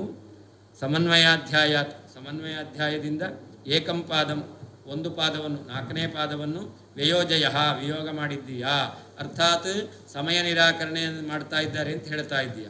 ತಸ್ಯ ಅಂತಹ ನಿನಗೆ ಆನಂದಮಯನಿಂದ ಪುಚ್ಛ ವಿಚ್ಛೇದೆ ಪುಚ್ಛವನ್ನು ಬೇರ್ಪಡಿಸಲು ಕಿಂ ತದ್ಭಯಂ ಯಾಕೆ ಭಯ ಇದೆ ಅಂತ. ಬಹುಸೂತ್ರ ವಿರುದ್ಧ ಭಾಷಿಣಃ ಏಕಸೂತ್ರ ವಿರುದ್ಧ ಭಾಷಿತ್ವಂ ಕಿಂ ಅಪೂರ್ವಮಿತ್ಯಾಹ. ಅನೇಕ ಸೂತ್ರಗಳಿಗೆ ವಿರುದ್ಧವಾಗಿ ಹೇಳ್ತಕ್ಕಂತಹ ನಿನಗೆ ಒಂದು ಸೂತ್ರಕ್ಕೆ ವಿರುದ್ಧವಾಗಿ ಹೇಳ್ತಕ್ಕಂಥದ್ದೇನು ಆಶ್ಚರ್ಯ ಅಲ್ವೇ? ಸಮನ್ವಯಾಧ್ಯಾಯ ತತ್ವ ಸಮನ್ವಯಾದಿತಿ ಪ್ರತಿಜ್ಞಾತ ಸಮನ್ವಯ ಪ್ರತಿಪಾದಕ ಪ್ರಥಮಾಧ್ಯಾಯಾತ್ ಅಂತ. ತತ್ವ ಸಮನ್ವಯಾತ್ ಅಂತ ಸೂತ್ರ 4ನೇ ಸೂತ್ರ. ಅಲ್ಲಿ ಮುಂದಿನ ಸೂತ್ರಗಳಲ್ಲಿ ಏನು ಹೇಳ್ತಾರೆ ಎಂಬುದಾಗಿ ಹೇಳಿದ್ದಾರೆ. ಅಲ್ಲಿ ಪ್ರತಿಜ್ಞೆ ಮಾಡಿದ್ದಾರೆ, ಸಮನ್ವಯವನ್ನು ಪ್ರತಿಪಾದನೆ ಮಾಡ್ತಾ ಇದ್ದಾರೆ ಅಂತ. ಹೀಗೆ ಪ್ರತಿಜ್ಞಾತ ಸಮನ್ವಯವನ್ನು ಪ್ರತಿಪಾದನೆ ಮಾಡ್ತಕ್ಕಂಥ ಅಧ್ಯಾಯ 1ನೇ ಅಧ್ಯಾಯ. ಏಕಂ ಪಾದಂ ಚತುರ್ಥ ಪಾದಂ 4ನೇ ಪಾದ. ಅದನ್ನು ವ್ಯಯೋಜಯ ಸಾಂಖ್ಯಮತ ನಿರಾಕರಣ ಪರತೆಯ ಭಿನ್ನಾರ್ಥಮಕರೋಹೋ. ಸಾಂಖ್ಯಮತವನ್ನು ನಿರಾಕರಣೆ ಮಾಡ್ತಾ ಇದೆ ಅಂತ ಹೇಳಿ ಸಮನ್ವಯಕ್ಕಿಂತ ಬೇರೆಯಾದ ಅರ್ಥವನ್ನು ನೀನು ಹೇಳಿದ್ದೀಯಾ. ಪುಚ್ಛ ವಿಚ್ಛೇದೆ ಪುಚ್ಛಸ್ಯ ವಿಜಾತೀಯತ್ವಕರಣೆ ಅಂತ. ಪುಚ್ಛ ಎಂಬತಕ್ಕಂಥದ್ದು ಅದು ಬ್ರಹ್ಮ, ಅದು ಆನಂದ ಅಲ್ಲ ಅಂತ ಈ ರೀತಿಯಲ್ಲಿ ಹೇಳ್ತೀಯ. ಅವಾಗ ಆನಂದಮಯ ಸೂತ್ರ ವಿರುದ್ಧ ಭಾಷಿತ್ವೇ ಆನಂದಮಯೋಭ್ಯಾಸಾತ್ ಅಂತ ಆನಂದಮಯನನ್ನೇ ಬ್ರಹ್ಮ ಅಂತ ಹೇಳ್ತಾ ಇದ್ದಾರೆ, ನೀನು ಪುಚ್ಛನನ್ನು ಬ್ರಹ್ಮ ಅಂತ ವಿಭಾಗ ಮಾಡ್ತಾ ಇದ್ದೀಯ. ಅದರಿಂದಾಗಿ ಸೂತ್ರಕ್ಕೆ ವಿರುದ್ಧವಾಗಿ ಅರ್ಥವನ್ನು ಹೇಳ್ತಕ್ಕಂಥದ್ದು. ಅಥವಾ ಪಾದವಿಚ್ಛೇದಕಾರಿತ್ವಂ ಪರಸ್ಯ ಸ್ವಭಾವ ಇತಿ ಶ್ಲೋಕೇನ ಅನೇನ ಉಕ್ತಂ. ಅಥವಾ ಪಾದವನ್ನು ತುಂಡು ಮಾಡ್ತಕ್ಕಂಥದ್ದು ಅದು ಅವರ ಸ್ವಭಾವ, ಪರಸ್ಯ ಸ್ವಭಾವ. ಅದರಿಂದ ಏನು ಮಾಡಿದ್ದಾರೆ ಅಂತಂದರೆ ಇಲ್ಲಿ ಪಾದ ವಿಚ್ಛೇದ ಮಾಡ್ತಾರೆ. ಅದರಿಂದಾಗಿ ನೋಡಿ, ಅಲ್ಲಿ ಪಾದ ವಿಚ್ಛೇದ ಮಾಡಿದ್ರು, ಇಲ್ಲಿಯೂ ಕೂಡ ಪುಚ್ಛಂ ಪ್ರತಿಷ್ಠಾ ಅದನ್ನು ವಿಚ್ಛೇದ ಮಾಡಿದ್ದಾರೆ ಅಂತ. ಅಲ್ಲಿ ಪಾದ 4 ಅಧ್ಯಾಯಗಳಲ್ಲಿ ಒಂದು ಪಾದ, ಇಲ್ಲಿ ಆನಂದಮಯನ ಪುಚ್ಛಂ ಪ್ರತಿಷ್ಠೆ ಎಂಬತಕ್ಕಂಥದ್ದನ್ನು ಅದನ್ನು ವಿಚ್ಛೇದ ಮಾಡಿದ್ದಾರೆ. ಆದ್ದರಿಂದ ಪಾದ ವಿಚ್ಛೇದ ಎಂಬತಕ್ಕಂಥದ್ದು ಅವರ ಸ್ವಭಾವ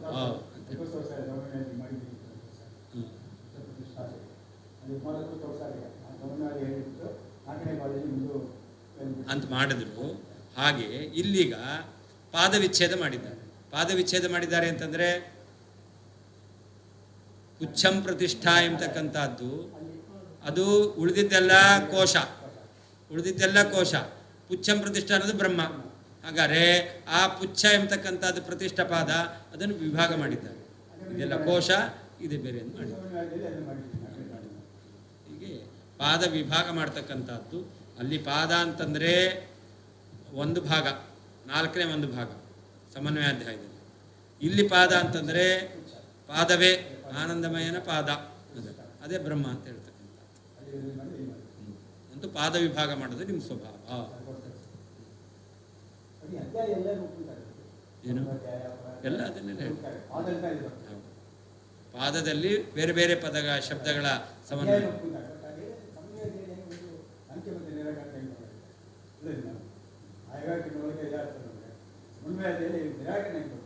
ಏನೋ ಸಮನ್ವಯ ಅವರು ಸಂಗತಿ ತೋರಿಸಿದ್ದಾರೆ. ಓಂ ಜನ್ಮಾದ್ಯಸ್ಯತಃ ಓಂ ಅಂತ ಹೇಳಿದರು, ಜನ್ಮಾದ್ಯಸ್ಯತಃ ಅಂತ ಹೇಳಿದ್ರು. ಜನ್ಮಾದ್ಯಸ್ಯತಃ ಅಂತ ಹೇಳಿದಾಗ ಜಗಜನ್ಮಾದಿ ಕಾರಣತ್ವ ಹೇಳದಂತೆ ಆಯಿತು. ಜಗಜನ್ಮಾದಿ ಕಾರಣತ್ವ ಯಾರಿಗೆ ಅಂತ ಪ್ರಶ್ನೆ ಬಂದರೆ ಸಾಂಖ್ಯರು ಪ್ರಕೃತಿಗೆ ಹೇಳ್ತಾರೆ. ಜಗತ್ತಿಗೆ ಕಾರಣ ಯಾವುದು ಅದನ್ನು ನಿರಾಕರಣೆ ಮಾಡಲಿಕ್ಕೆ 4ನೇ ಪಾದ ಹೊರಟಿದೆ. ಜನ್ಮಾದ್ಯಸ್ಯತ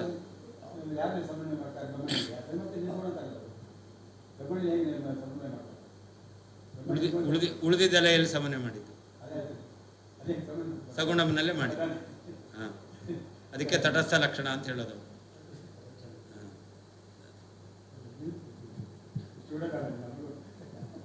ಮುಂದುವರ್ಸೋಣ ಹೇಗೆ? ಹಾಂ, ಸಾಕು. ಶ್ರೀಕೃಷ್ಣ 5, 6. ಹಾಂ ಹಾಂ ಮುಂದಿನ ಪಾಠ ಈ ಮುಂದಿನ ಪಾಠದ ಡೇಟು ಆಗಸ್ಟ್ 5, 6. ಇವತ್ತಿನ ಪಾಠ ಮುಗೀತು. ನಾನು 6ಕ್ಕೆ 5:45 ಹೋಗ್ಬೇಕು.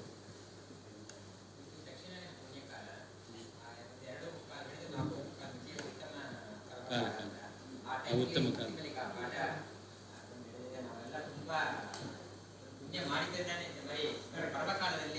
ಎಲ್ಲ ಇಂಥ ಪುಣ್ಯ ಕಾಲವೇ ಆಗಲಿ.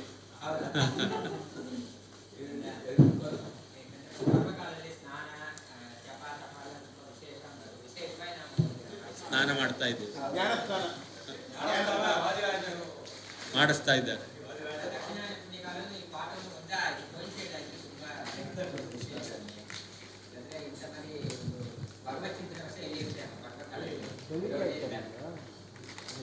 ಇವರು ನೀವು ಹೇಳಿದ್ರಲ್ಲ, ಆಗಸ್ಟಲ್ಲಿ ಆಗಲ್ಲ. ಶನಿವಾರ ಭಾನುವಾರ ಬಿಟ್ಟು ಬೇರೆ ಡೇಟ್ಗಳು ನನಗೆ ಸೂಟ್ ಆಗಲ್ಲ. ನಾನು ಬೇರೆ ಪ್ರೋಗ್ರಾಮ್ ಎಲ್ಲ ಒಪ್ಕೊಂಡಾಗಿದೆ, ಅದನ್ನು ಕ್ಯಾನ್ಸಲ್ ಮಾಡಲಿಕ್ಕಾಗಲ್ಲ. ಅದರಿಂದ 5 ಮತ್ತು ಉಳಿದಿದ್ದೆಲ್ಲ ಹೇಳ್ಬೋದಿತ್ತು. ಅದರಲ್ಲಿ ಏಕಾದಶಿ, ದ್ವಾದಶಿ, ಗಣೇಶ ಚತುರ್ಥಿ ಇದೆಲ್ಲ ಲಿಂಕ್ ಆಗ್ತಾ ಇದೆ. ಅದರಿಂದಾಗಿ ಬೇರೆ ದಿವಸ ಆಗಲ್ಲ. ನೀನು ಆದರೆ ಬೇಕಾದ್ರೆ ಚೇಂಜ್ ಮಾಡ್ಬೋದು ಅಲ್ವಾ ರಂಗನಾಥ್? ಸಪೋಸ್ 5, 6 ಬಿಟ್ಟು ಬೇರೆ ದಿವಸ ಆಗುತ್ತೆ ಅಂತಂದರೆ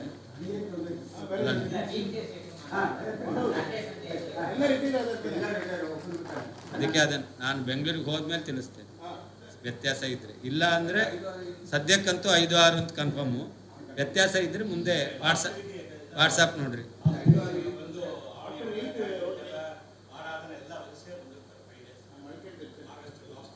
ಹೌದು, ಆಗಸ್ಟ್ ಲಾಸ್ಟ್ ವೀಕ್ ಅಲ್ವೇ ಅಲ್ಲ. ಮಾಡಿದ್ರೆ 3rd ವೀಕಲ್ಲಿ ಮಾಡ್ಬೋದಾ ಏನೋ.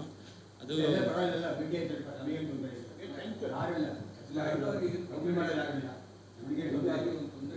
5, 6 ತೊಂದರೆ ಇಲ್ಲ. ಅವರಿಗೆ ಭಾನುವಾರ ಸಮಸ್ಯೆ ಅಂತೆ 6ಕ್ಕೆ.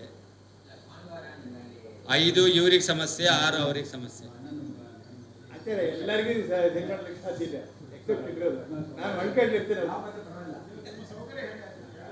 ಅದಕ್ಕೆ ಹೇಳಿದ್ದು ಸದ್ಯಕ್ಕಂತೂ 5, 6.